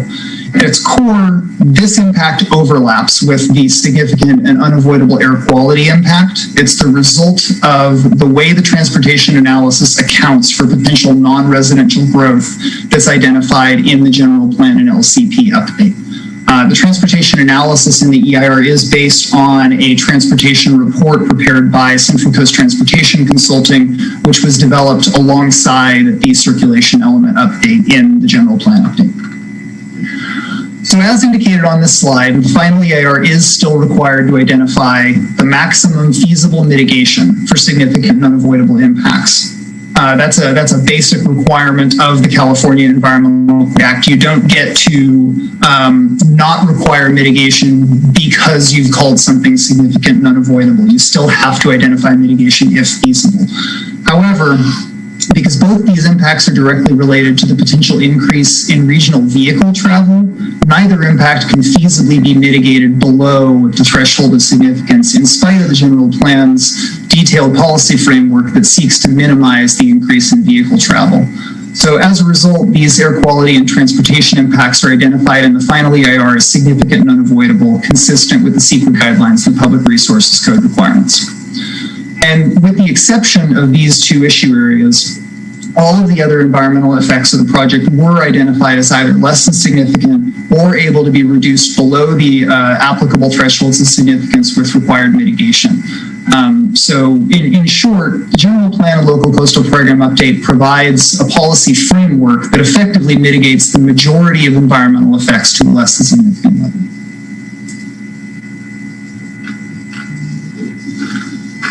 So this slide shows the statement of overriding considerations that are before the Commission. These are required by law because the final EIR identifies significant and unavoidable environmental effects. So the City Council would have to adopt a statement of overriding considerations that identifies the economic, legal, social, technological, or other benefits of the project, which the Council weighs against any unavoidable environmental effects. The overriding considerations that have been identified for the General Plan and LCP update are shown on this slide. And with that, I want to thank Chair Barone, Vice Chair Stewart, members of the Commission, especially new members of the Commission, for your attention this evening. Scott, do you want to take the presentation back over to discuss staff recommendations? I think we're going to go to, I guess we could open it back up for public comment, and then the commissioners get to ask questions. Okay. Yeah, and I just want the Commission to know I remain available, for questions about the environmental review process or the conclusions of the final EIR. Thank you, Chris. I for sure will have a couple at least. Okay, so bringing it back to the Commission, we will open public comment on this item. So if you would raise your, if you're in the queue, if you would raise your hand if you want to speak, or if you're Ms. Winholtz, I see your hand. And if you're calling in, do whatever you do. I'm sorry, I'm not sure how that works. I have unmuted Betty Windholtz. Good evening again. I'm a little confused about the order of this. Usually we get to hear your questions and then your answers before we comment, but I'll go ahead and ask two questions. Betty, just if you have any more time or if you want to speak to something else and we just did this out of order, please raise your hand. I'll be happy to get you back in. We value what you have to say. So. Okay, thank you. The two transportation and the air quality, to me, they seem like they overlap. And the consultant was saying it's because of non-residential reasons that we're breaching those two items. Yet it seems to me with our tourism and our increased density that would be a contributor to our air quality and transportation issues. So could someone talk about that and give clarity? Because I don't understand how this is a commercial or industrial problem and not a residential or tourist issue. Thank you. Okay, thank you for that question, Betty. We'll continue on with public comment. Does anybody else wish to speak to the EIR presentation we just had? Okay, going once, going twice, seeing none, we'll bring it back. Chris, do you want to try and tackle Betty's question there? I will do my best. I will thank you, Ms. Winsholtz, for the question, Chair Barone. I will preface this by saying that I'm not a transportation engineer, and I would also add that if Scott feels the need and would like to step in and provide any additional illumination on this topic, I won't turn him down. But the transportation analysis that was performed by Central Coast Transportation Consulting, it's essentially a math problem. There is an amount of potential new development. I want to avoid saying proposed because, as I kind of noted in my first slide, the obligation of the environmental review is to analyze any potential effects of full build out of the general plan. So the typical source of new vehicle miles traveled for a general plan review like this are areas that are not currently developed, that are envisioned for potential future development, or areas that are being upzoned. That would be another common source. There isn't really that much of the latter in this case, but the primary source of new vehicle miles traveled identified in the transportation report is mostly the result of having areas, for example, the former power plant site where Plan Morro Bay envisions the possibility of new non-residential development, and that potential development gets kind of, put into I think of it as a sort of black box of transportation analysis, where we ask, how much could be built there based on the envisioned land use and resulting zoning, and what are the typical transportation qualities of that type of development if it were to occur. So if it's this many 1,000 square feet of development for 1,000 square feet of development, we typically say retail or office use, there are vehicle factors that say about how many trips per day there are and what the normal characteristics are for trip distance. And it's kind of a multiplication problem where you kind of figure that out and get a result that tells you how many vehicle miles could result from that new development. I think that might be an overly technical answer. I apologize if it is. If I can clarify it, I will do my best.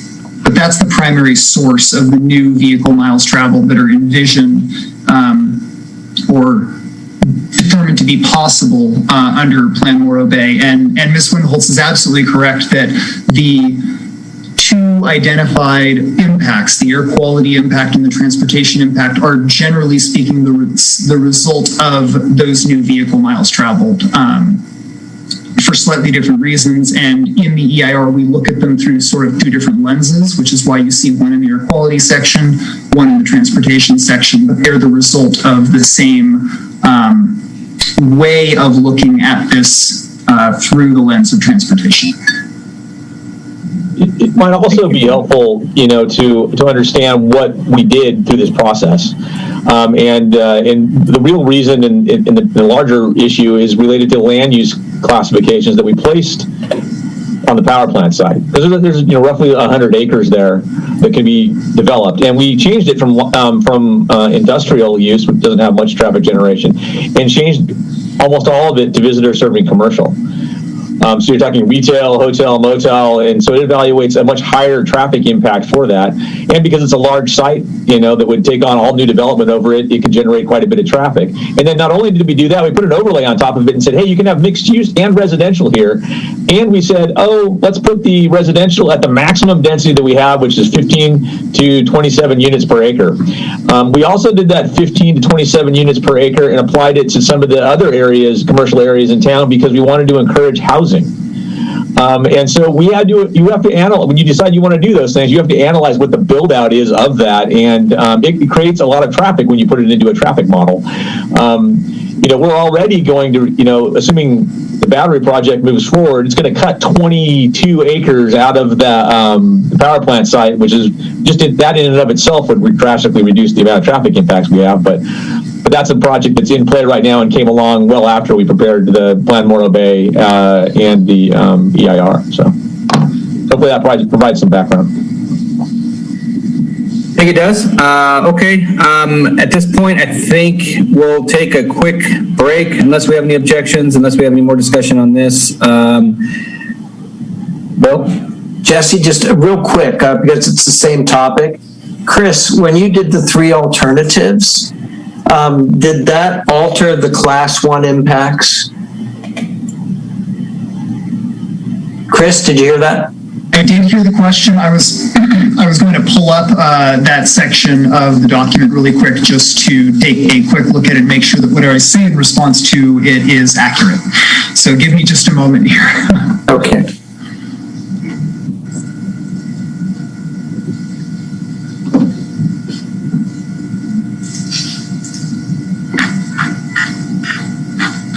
I appreciate your patience.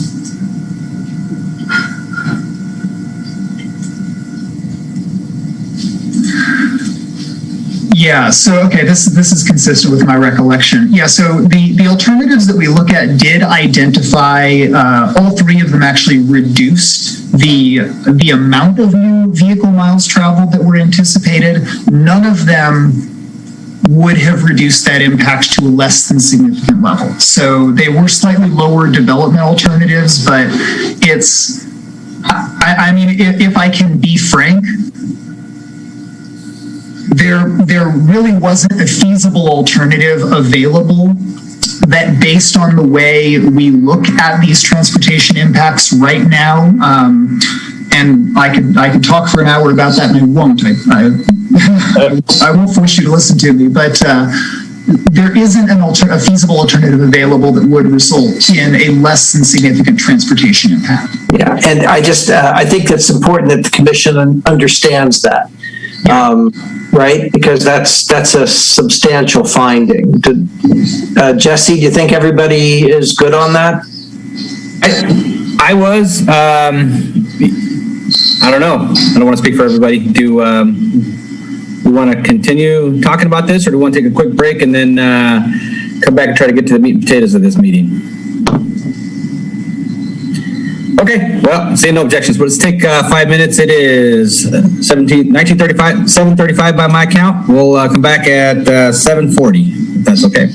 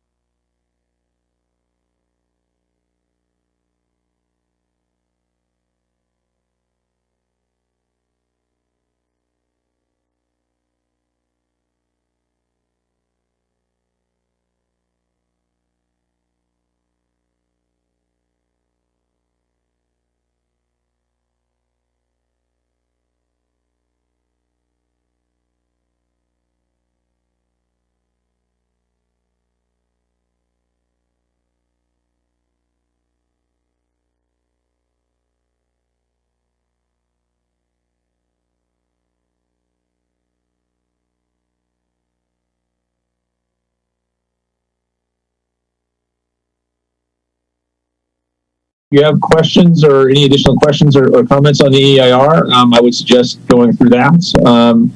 If you have, questions, concerns, comments, what have you on the Plan Moral Bay piece, then we can move to that. I would just maybe try to do one, then the other.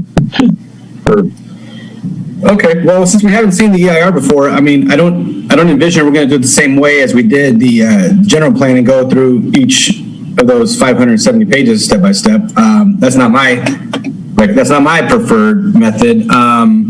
Does anybody have a good idea on how we go forward with reviewing the EIR? Let me ask the question a different way. Is there anything specifically anybody wants to talk about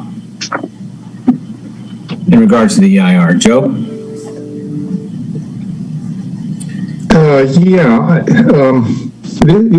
This is curious because it sort of involves the substance of the plan and then how it affects the EIR.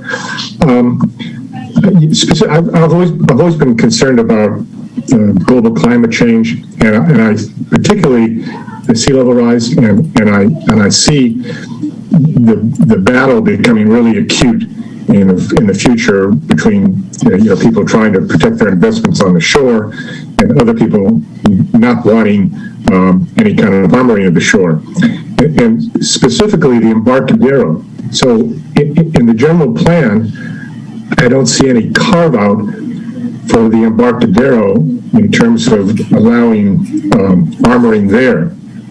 And then I say to myself, and if somehow we do allow armoring for the Embarcadero, then that certainly has significance for the environment of the bay and the whole region. And I guess that that thought affects my evaluation of this environmental report. That's my concern. So, Joe, okay, Commissioner. I've always thought that maybe I'm wrong. Maybe there is a provision that has made an exception for the Embarcadero, but I always thought we should do something about that. No, there's provisions that allow us to maintain what we have there. It's in the minimal, least environmentally, damaging manner. But yes, we're able to maintain the harbor. We have policies that are specific to that, and then we have ones where you can't put armoring in elsewhere in the city where we don't already have it. So there are policies that do address that. We worked closely with Coastal to come up with language to do that. They understood that we wanted to maintain the bay. They were fine with us maintaining the bay, maintaining the rock parking lot, even raising that up potentially. So we have policies that allow us to protect those areas specifically. So none of that business about having records of it existing before 77 or stuff about redevelopment after that doesn't apply. It would apply to areas outside of the bay. Yeah, right. Okay, so that's fine. That was my okay. Yeah, so bringing it back, I think what I was really aiming for there, I appreciate that, Joe, I do. But what I was really aiming for was, does anybody have a recommendation on how we attack this document? I really, like I said, 570 something pages, 507 pages, and we're not going to be able to go page by page, but do we want to go, does anybody have any specific comments we want to get to, or do we just kind of go chapter by chapter and say, hey, do you have a question here, question there? I mean, I didn't read 507 pages. I'm going to cop to it, and I don't think anybody else did either. So, I mean, I don't know if we're going to do it the same way. Scott, looks like he wants to. So it might help, to understand, this is a, as Chris aptly pointed out, is a program EIR, which are typically written for land use documents. And when you're doing them for general plans, they tend to often be self-mitigating. So you will see in there that many of the answers to the questions where impacts could take place are the actual policies that we have inside the document. That's pretty normal. It's not a project level EIR, so it's not maybe not the same type of EIR that you're used to seeing. Certainly, we haven't done one of these since I've been here. So it's been a long time since the city's considered one of these. So there's not, like I said, so the document is, Plan Morro Bay is largely self-mitigating, and we worked that out through the EIR process, with the exception of the issues that we're going to be adopting statements of overriding consideration for, with traffic and air quality. So there's not the big impacts that you might have if we were, building a battery project on the power plant side. That'll be a different type of EIR. Exactly. As an example of recent. So I don't know if that helps, but it should make you feel a little bit better about like what we're doing and what programmatic EIRs are kind of like. And it was very simple. I kind of simplified that explanation, but that is kind of how they work. Susan, did you want to chime in? FinCon is agreeing with me. He nodded his head, so I'm not doing that bad. I actually did read through almost all of it. Not all the, addendums and the technical reports, but I guess I don't personally feel the need to go through every chapter.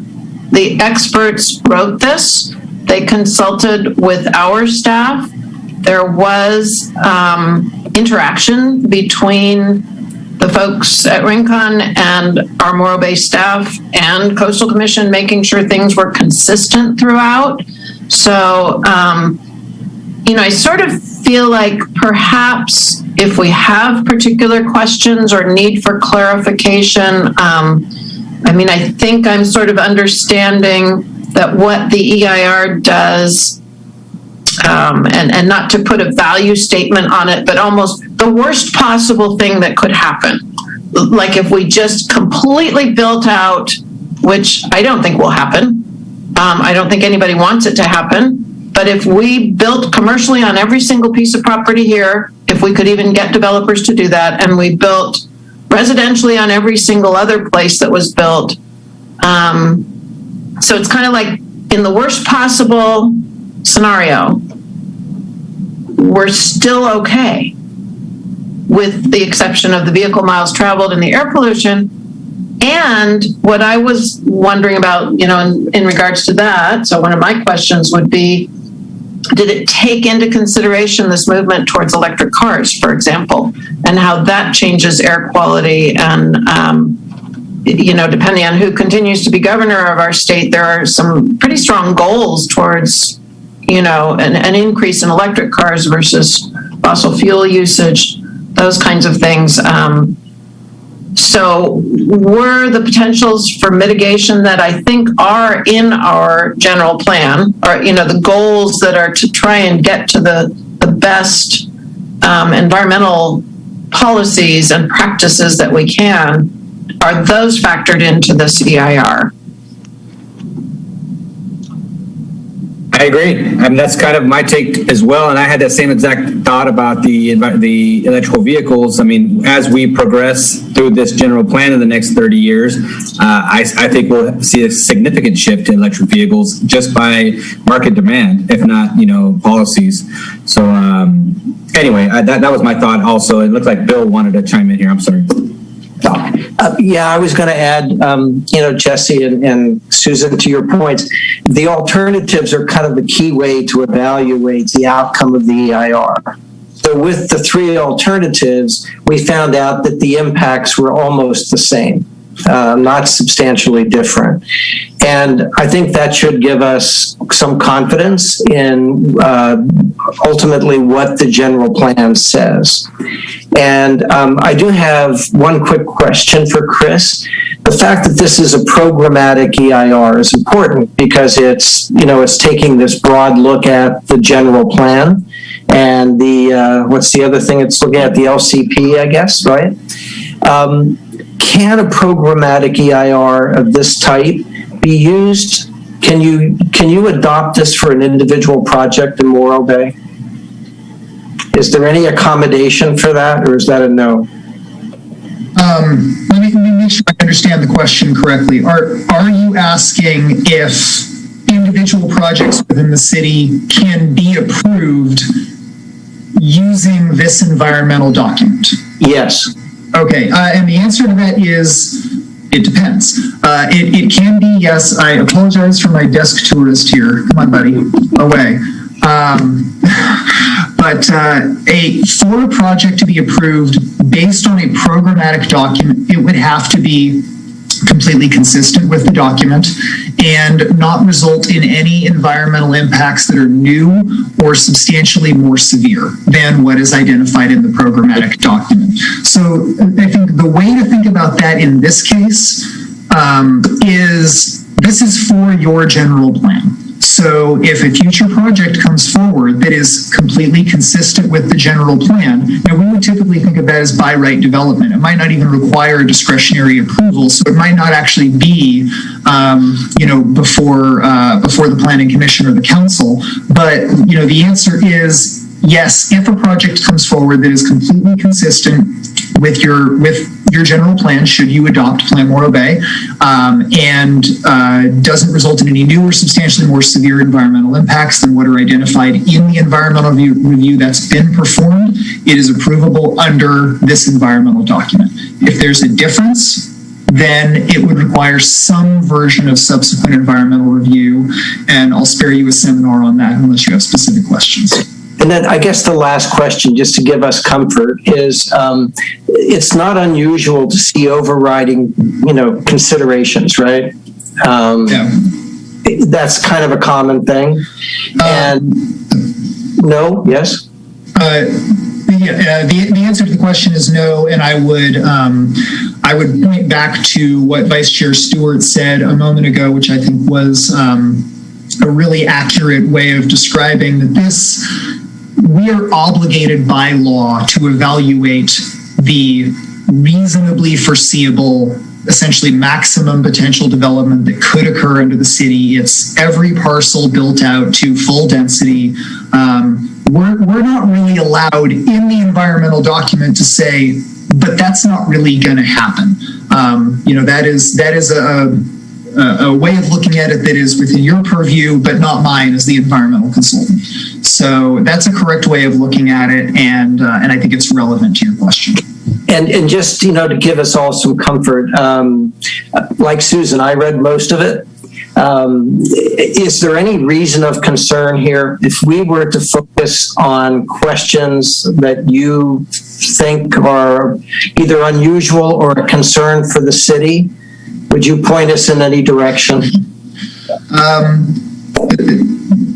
The short answer is no. I tried to highlight in my presentation essentially kind of a brief summary of anything that wasn't this is a less than significant impact. I really said nothing more about those. I'm happy to answer questions, but as Scott pointed out, the general tenor of the document for most issues is either here is what the potential environmental effect could be, here are the policies in Plan Morro Bay that address this, therefore this impact is not a significant environmental effect.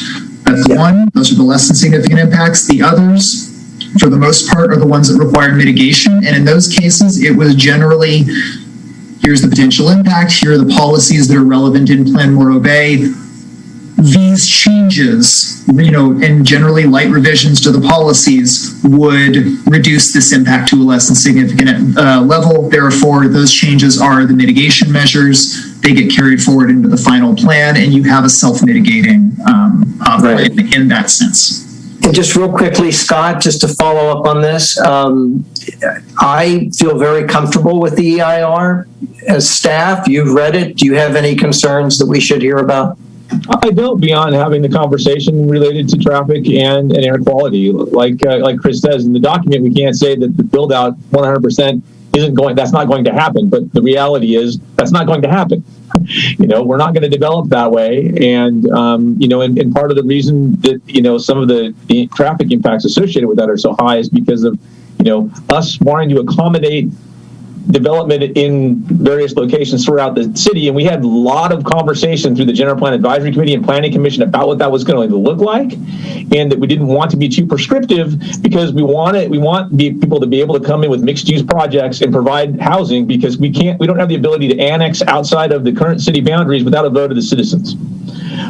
So that was how we addressed, providing flexibility in housing. And so when you place those things all over town that allow you to do those mixed use things, you're going to get, higher densities, and you have to evaluate traffic impacts based on the build out of those. So other than that, I'm pretty comfortable with the document. I mean, it's been well vetted.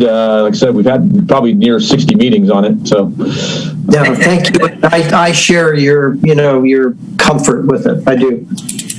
I do too. And I did peruse the document. I don't want to make it seem like I didn't look at it at all. It was 507 pages, so I'm not going to say I read every single page, but I did peruse the document also, and I did find, pretty much exactly as Scott lined it out. I mean, going forward here, I think we're, going to be recommending, so what are we doing here? We're completing the final review of the final EIR and making a favorable recommendation. So I think if I'm gathering, I'm sorry, Susan, go ahead.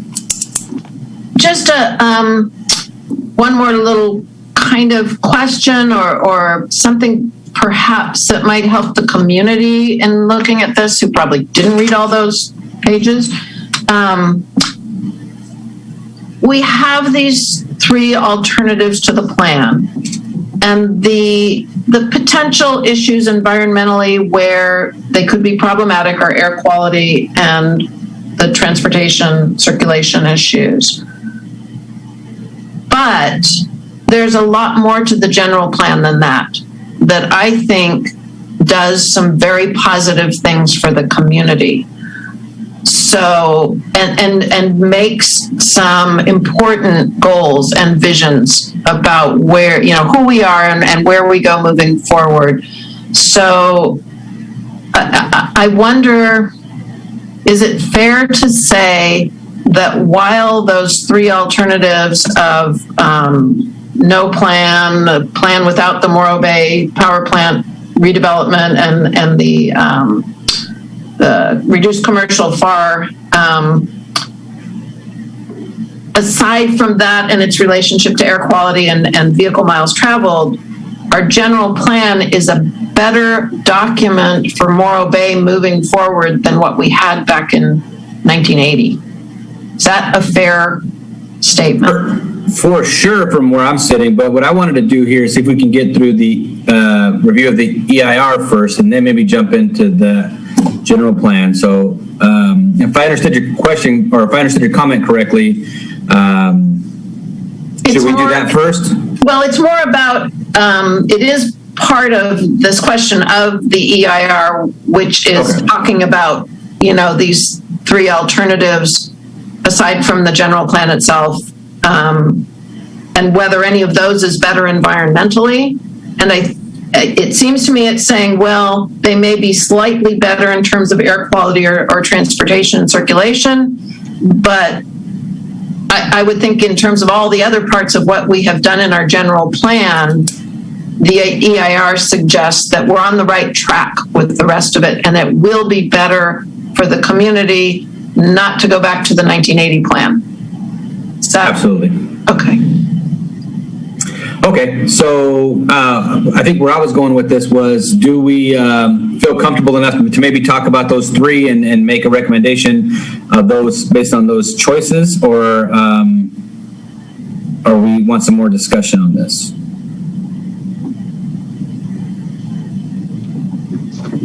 So I don't hear any discussion. Joe, do you? Yeah, I'm very comfortable talking about the alternatives and making quick work of this, Okay, I am as well. So I think there's two of us there. If we can get a third person in here, we can talk about which of those three choices we like and what we want to recommend. I think we recommend we move forward with the general plan. I would say, for one, let's see, do we have to recommend approval of the EIR? I'm trying to find where we do. So we have to recommend favorable recommendation to council to adopt Plan Morro Bay, general plan, LCP, and recommend certification of the final EIR. And that's what the conclusion is in the staff report. So that's what they would like us to do tonight. So if we're doing those separately, I feel like I could recommend certification of the EIR. I agree. Or is it one thing? It's one resolution. Okay. It does both of those things. Okay. Right. I just want to tackle them separately, though, so we're not trying to stumble over ourselves. So I think, just so we're clear, I think Susan and I at least are in agreement of recommending certification of the final EIR, and then we could talk about the Plan Morro Bay afterwards, if that's okay with everybody. Do we have a third person that would be? Okay. So Joe, Bill, Jen, are you guys all on board with recommending the final EIR? Favorable recommendation? Yes. Mm-hmm. Okay. All right. Well, we'll just keep moving on then. So we'll try to make some headway here. We'll move on to the Plan Morro Bay, the favorable recommendation for the Plan Morro Bay, which is going to be significantly more discussion, I would imagine. I'm not sure where we interject public comment into this one. You already did public comment on it. We did. I told Betty if she wanted to speak on this again, I wouldn't, withhold it from her. So I just want to make sure we're giving everybody plenty of opportunity to comment throughout this process. Push one more time. This is the document that reflects the last review, the 5 meetings that the Planning Commission had. I know for 2 of you, that doesn't mean anything. The entire document's new. And so, feel free to comment on whatever you want, and all of you can do that. I would just, those of you that were here during those 5 meetings might want to focus your comments to that, because everything else seemingly would have been fine because you didn't comment on anything else during that 5 meeting period. I agree. We're talking about Exhibit D, right? Oh, wait, I'm sorry. Exhibit. Yeah. Okay. Just for the record, we're talking about Exhibit D. Okay, I agree. I don't want to go through this line by line like we did twice before. It took 2 meetings to do it every time. I guess we just start at the top of that document and move down one by one. Susan? Well, I was going to say, I went through and highlighted things, and overall, I feel like the comments, the responses to the comments, any other follow-up were fairly clear to me. And there were only a few places where I maybe had a question. So maybe it would be something, I don't think we need to go through line by line unless people have questions line by line, but, you know, page by page, maybe find out if there's Yeah, I'm with that. I agree. I read it thoroughly. I didn't see anything that actually concerned me at all. But I was kind of the least vocal about some of these wordsmithing things. I think that was more Jerry and Michael, so and Susan and Joe and everybody but me, basically. I was never really that concerned with the wordsmithing. So I was going to say. Go ahead. Oh, I'm sorry. Go ahead. Well, the only real question I had that I think is somewhat significant, and I know Scott has talked about it before, so maybe he could do it one more time to get it really crystallized in my mind, was with the Vista property and the potential for some of the use on that to be industrial. And I think it's mostly listed as public institutional. And just to make sure that if, say, the battery project goes forward, there's not a problem or an issue with the way it has been designated in its land use categories. Okay, I mean, so that's a fair question. I mean, we do have the application in-house for the battery project. You've probably all heard about it. And they submitted underneath our current land use classification, which is, what is it specifically? Coastal Independent Industrial, is that what it is? Yes. Yeah, thank you, Cindy. They submitted underneath that classification. We've deemed their application complete, so they are able to process their application underneath our current general plan land use classification and current zoning. So nothing that you do here this evening or the council does following this will change that. They'll be able to process underneath those codes because their application has been deemed complete under them. The only question that we have at this point related to that project is, well, we have lots of questions, but the only, question from a land use standpoint is it consistent with that land use? And they provided some arguments associated with that to us that say that it is consistent both with our LCP and with the Coastal Act. And so we've reached out to the Coastal Commission to ask them about that. We're a little more skeptical than that about whether it actually is consistent. It wouldn't require a land use amendment, which it might. And so we're waiting to hear back from Coastal on it. We keep prodding them, and they said maybe a week or two away. So hopefully we'll be able to get a call with them to have that conversation moving forward. In the meantime, we're continuing forward with the environmental portion of the project. So, yeah. Okay. So brass tacks here. I was actually pretty on board with recommending approval, a favorable recommendation to City Council based on this document I'm seeing in the edits. And I know Jen and Bill, you guys haven't been involved as long as we have and haven't seen it as much as we have, but I feel everything that was brought up and we discussed was addressed.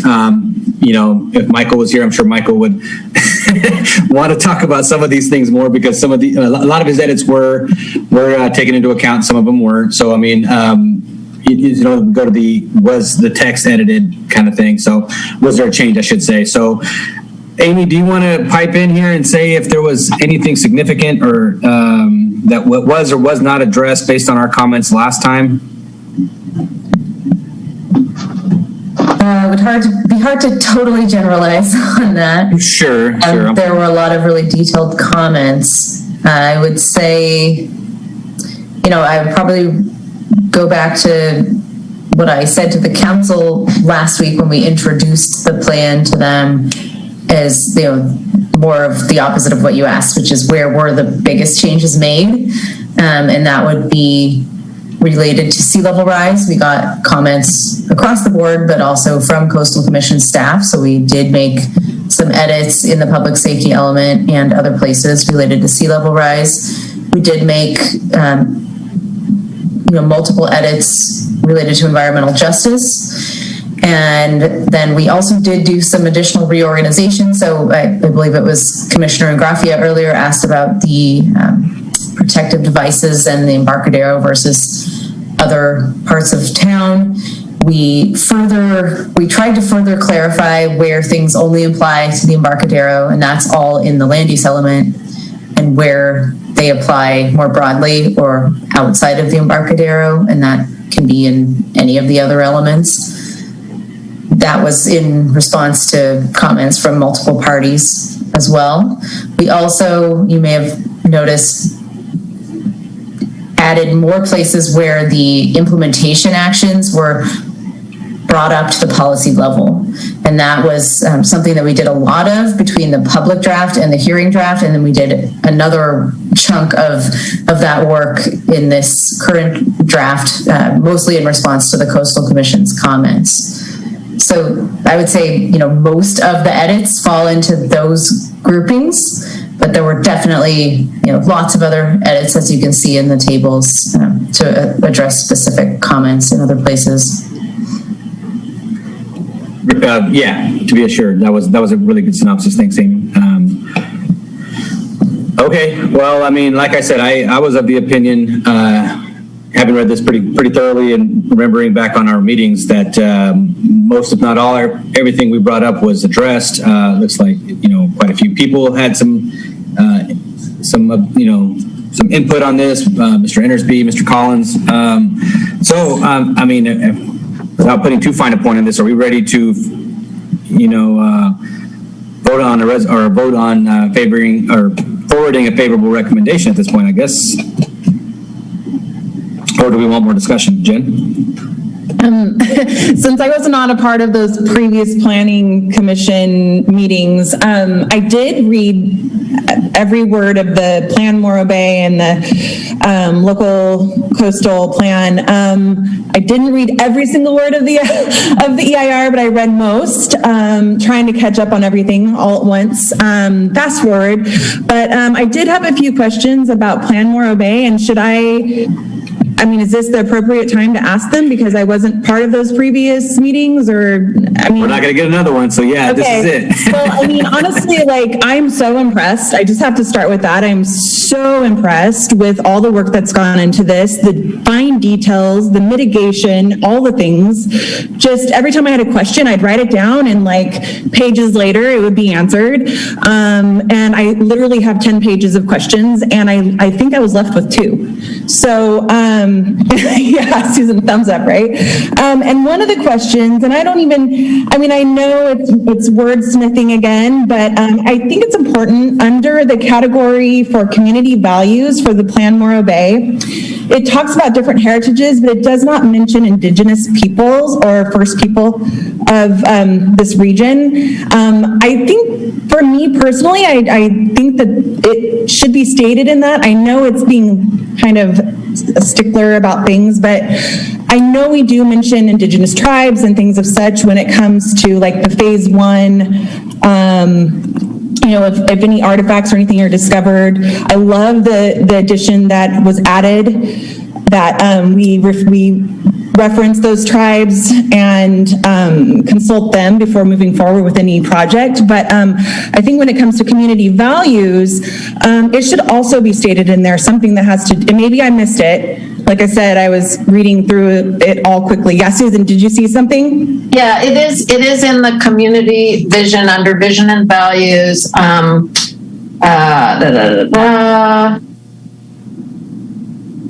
Just had it. Oh, okay. So I missed it then. Yeah, we have a deep appreciation for nature and honor our native, cultural, and maritime heritage. So it kind of, that's okay. We spent a lot of time in GPAC working on the vision and value statement. So, and it was important to me to get that in there too. So yeah, I appreciate that, Susan, because I think that it is, not to get too much into it because I know we need to just pass this, but when we look at all the museums that are around here, there's nothing that's dedicated 100% to the cultural heritage of the Indigenous people that lived here. So I just think it's really important. So, and then, I think all my other questions I can save for Scott later. They're just minor questions that I just need clarification for, but I don't think that they need to be addressed right now, or any wording needs to be changed. So congratulations. I think this is amazing. And I want to thank everyone that worked on this from the very beginning, all the way through to this point. Bravo. Okay, and I don't want you to feel rushed, because I mean, this is a lot to take in, and we've had just, years, it feels like years, to go over this and look at this, until we can't look at it anymore. So, I mean, they did a great job with this. Scott, Amy, everybody that worked on this, and Cindy, you guys did a great job. And yeah, I am over the moon with what we ended up with. So that's where I'm at. So, I mean, and I don't want to, rush this and make you feel like you have to vote today or tonight. And Bill, did you? Yeah, I guess I'd weigh in. And one, I'm going to defer to the commissioners that have been on this long haul. I've heard it's been over 65 meetings or something. So this has been a marathon for you guys. And I'll join Jen in saying, reading the document, it was super fun. It was like a lesson in, Morro Bay. I think the attention to the values, the history, it came together for me. I thought it was really well done. I do have one question for staff. So Scott and Cindy, there's always going to be things that we miss or we need to evolve or adjust and change. Could you give us an idea? How do we do that with the general plan? If we have to tweak something, if we miss something, if we need to add something, I know there'll be time before council, but after that, let's say after it's approved, what are the methods to tweak this document? That's a good question. I mean, it's a living document. It's about how Morro Bay does what Morro Bay does, and so we will, over time, as we use it, find that changes need to be made to it. That's common, and so we can amend it. Yeah, they're amended through recommendations from Planning Commission to City Council. They'll probably be brought up by issues that are raised in the community or by issues that we find internally with staff, with policies and how they're written, and if they need to be fixed or revised to better address some issue the city's having, those types of things, then we would do that. Or even if we change land use classifications, that's something that and amendments are not uncommon, right? That's not an unusual procedure. Yeah. I mean, this document's broken into two pieces. It's broken into those things that are general plan and local coastal program, and those that are just general plan. Those that are just general plan, those can be amended at the city level and stay with us. Those that have the little rock icon next to them, if we're amending those, we do have to go through the city process and then send it to the Coastal Commission for certification. So that process is a little bit longer because we don't have control over the time frame under which coastal reviews things, but that is how it would work, and we can process up to 3 of those amendments per year. So nice. With that, Jesse, I really defer to the 3 of you that have been here a long time. So, sorry, did I? We're deferring to Cindy and Scott, who did an outstanding job on there. I can't talk you guys up enough, and I know Cindy did a lot of the heavy lifting on this, and Amy, and you guys just all did an amazing job. So, Cindy, you wanted to say something? I'm sorry.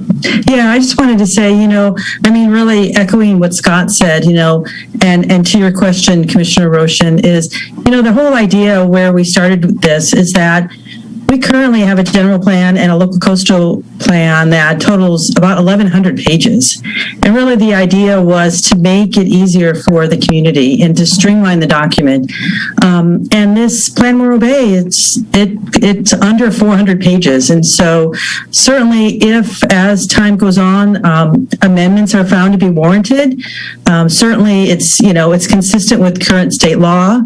It updates what the city's current vision and values are. It's been informed by extensive public outreach, and that's a win for the community, and it should be much easier going forward. Just wanted to add that. And say thank you, Cindy. I mean, my reading it for time, it really was accessible. And I thought it was, for me, I thought it was relatively complete. That doesn't mean everything's in there, but, I think what you're saying is true. That's the way I experienced it. Great. Jen, go ahead. Well, if there aren't any other comments or questions, I would love to make a motion since, boy, I started on the GPF however many decades ago that was. We definitely will give you that honor. I think Jen wanted to say something else, though. Sure. No, I was just going to say, when I was reading the plan, I had to stop myself several times because I thought, oh, but how do they implement this? And how do they do that? And then I had to, I realized this is a general plan, right? Like you were saying, Susan, I mean, this is something that we reference when we are planning and, it's a guideline. And I think that, Bill was saying, it was a history lesson. It was a lesson on all things Morro Bay. I wish we could have everyone read it that lives in our city. Wouldn't that be amazing? I'm all for it. Susan, I know you're probably saying let's move forward and vote on this thing. And I say let's do it. All right, Susan, we're at the finish line. I don't know. Does Joe have anything to say? I don't want to leave Joe out. Where's Joe? There you are, Joe. Hi. I know I've been rather silent here, which is probably unusual for me. I'm just recalling all the time and attention, all the meetings that we devoted to this. And, it was a really, thorough examination. And, I was going through all the comments and sort of mentally, checking off the ones that were, substantial and how they've been addressed, and the ones that were aspirational but still could be included in the language that's written. And,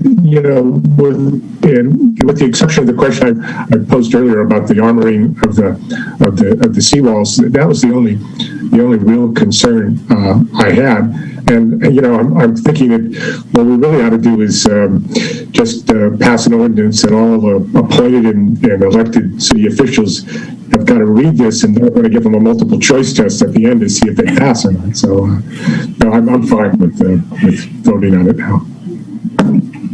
Good luck with that, Joe. I have one more question really quick before we move forward with this, if that's okay, Jesse? Absolutely, yeah. The floor. Okay. In reading the correspondence, was there a response that I missed to the question from the SLO Coastal Association of Realtors? Do we have an answer for that before we vote and move forward? Just so that we can clarify the question about to remove the structure, the date removal that was requested. That's actually out of the Coastal Act. Oh, okay. Yeah, I mean, it's not something we can remove. That date is is in Coastal Act language, so it's reflected in our LCP because that is where it comes from. So we don't really have an ability to change that.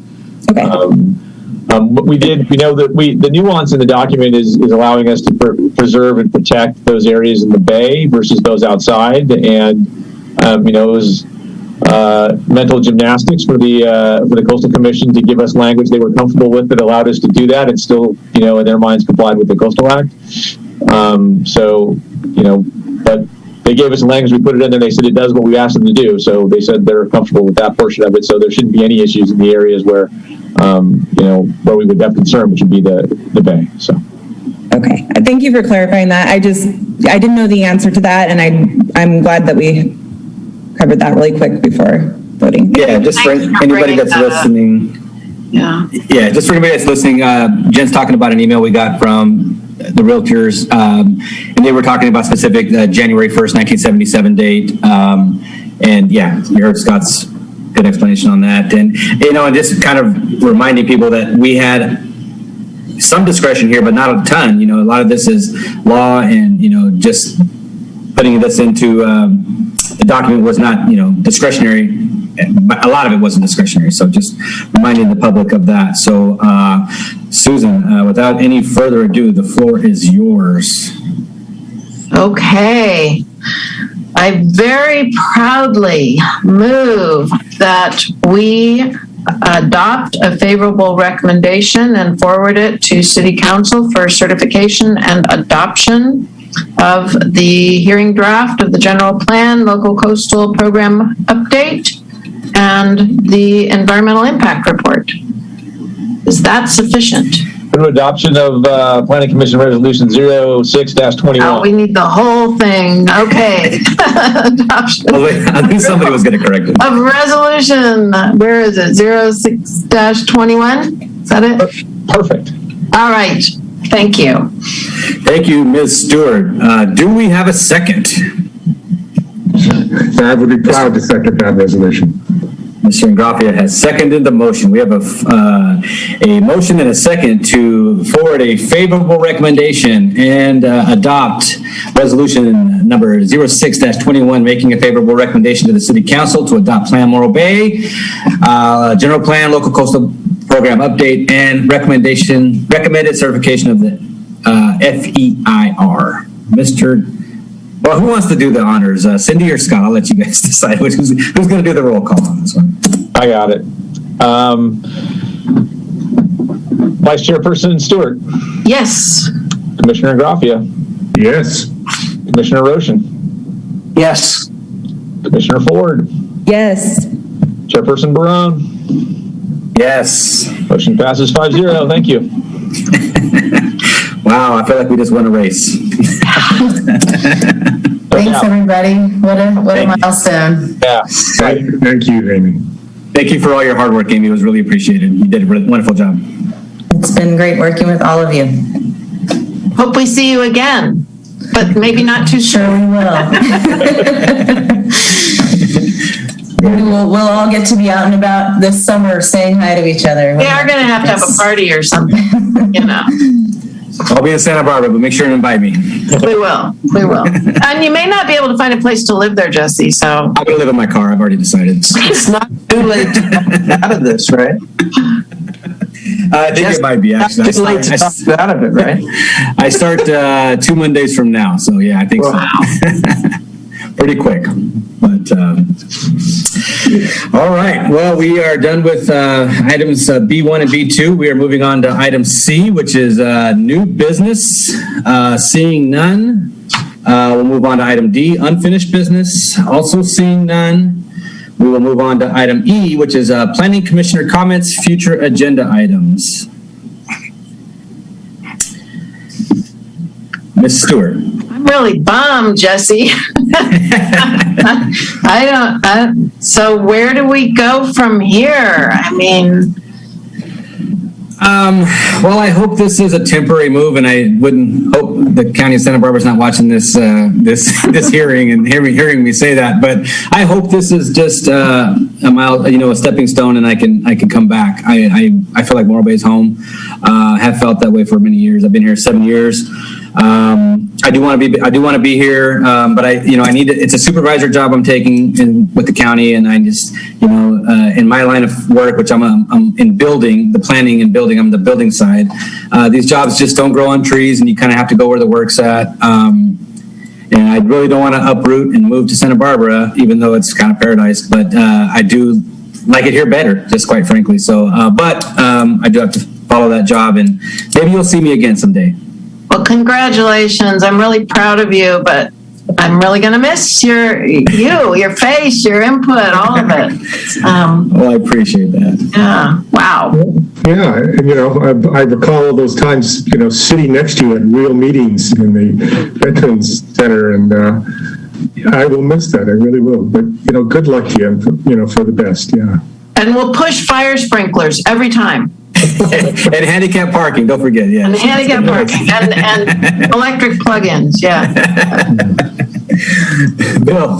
So I'd love to make a couple of quick motions, and maybe Jen will join me in this. One is to thank the three of you commissioners who have been through the long haul on this general plan, and you should tell us how many meetings you've each been to on it and the whole bit. And I'd also like to offer something to staff where the commission can say thank you and show our gratitude. I can only imagine how many meetings staff has been to. My guess is Scott missed one meeting, but well, just one. So maybe we could do just a little, I don't know, thank you both to the three of you commissioners and to staff, because this is a big deal to get through one of these processes. Absolutely. That it is. All bow down, yeah. If we were in person, we could. But no, Yeah, Bill's right. Yeah, I mean, when I was looking at just the beginning stages, 20 meetings with the community and starting there, and then 20 plus, and then all of the meetings that you guys did in between or not afterwards. It's a lot of work, and I can imagine just the weight, being lifted after this. So hopefully council will move forward and we can move on, right? But congratulations, great job. And Jesse, I barely know you. Already miss you. That's the guy that you are. So you bring a certain energy to this meeting, and I really appreciate it, because meetings like this could be very dull and very just long, drawn out and boring. And I think you really bring life to it, and I appreciate that. So you will be greatly missed. Well, I appreciate everybody's kind words. I feel like I'm happy that we got through the general plan before, or we were able to forward that recommendation to the council before I had to depart. I do have one more meeting left. I think at least one more. So we have at least one more time to say hello to each other. But yeah. So Scott, do you have anything to add? Or I'm sorry. Go ahead, Jen. I was just going to say, do we need to, you were appointed to the special group to help Scott with the, yeah, I can't remember I'm sorry, I was trying to find it in the minutes, the exact name of it, but is that something at the next meeting that we should discuss, your replacement, or is that already over, or what? No, I mean, we actually hadn't, it's a good question, Commissioner Ford. We actually hadn't met yet. I've been, we've been trying to get the general plan all teed up, and then we're also working on, purchase of dog beach lots and stuff. And so we've been a little busy. And when I finally got ready, I was going to meet with them this week, except last week, Jesse called me and told me he was leaving. And then I was like, okay, we have to reconvene and add another one of the commissioners to the list. So I will, that will be agendized at the next meeting for your discussion, and see if we can't get another one of you to volunteer a little bit of extra time to assist with that process. And then we'll probably have an immediate meeting right after that, because I want to get into this moving forward, because we're actually going to form a full committee for all of this, to assist with stakeholders in the community, meaning folks in the building and architectural communities and that type of thing as well. So people that, submit applications to us and process applications through us, that type of thing. So well, I don't know if it's appropriate, so tell me if it's not, but that's actually the job I'm going to take with the County of Santa Barbara. I'll be running the permit center for the building side. So, if I can help in any way, be more than happy to. Obviously, I know a little bit about the process, how it works here, and I know the stakeholders, and if I can help, even though I'm not a technical resident, I'd be happy to, so. Yeah, actually, that might actually be kind of fun. We could have you as one of the actual committee members versus as a planning commissioner. I kind of like that idea. Although you will be getting although you will be getting to learn a new job, so I don't know how much time you're going to have to spend with us. But I don't do my job very well, so I'm sure I'll be fine. Plenty of time. I'll be happy to, Scott. Yeah. Okay. All right. Well, I'll probably take you up on that. That'd be great. I don't really have anything else, folks. All right. Well, we have talked about stuff a lot. So without further ado, we'll let everybody get back to their Tuesday nights, and we will adjourn to the next regularly scheduled Planning Commission meeting on April 6th at 2021 at 6 p.m. via teleconference. And that'll probably be my last meeting, and we will see you there. Thank you, everybody. Night all. Thanks.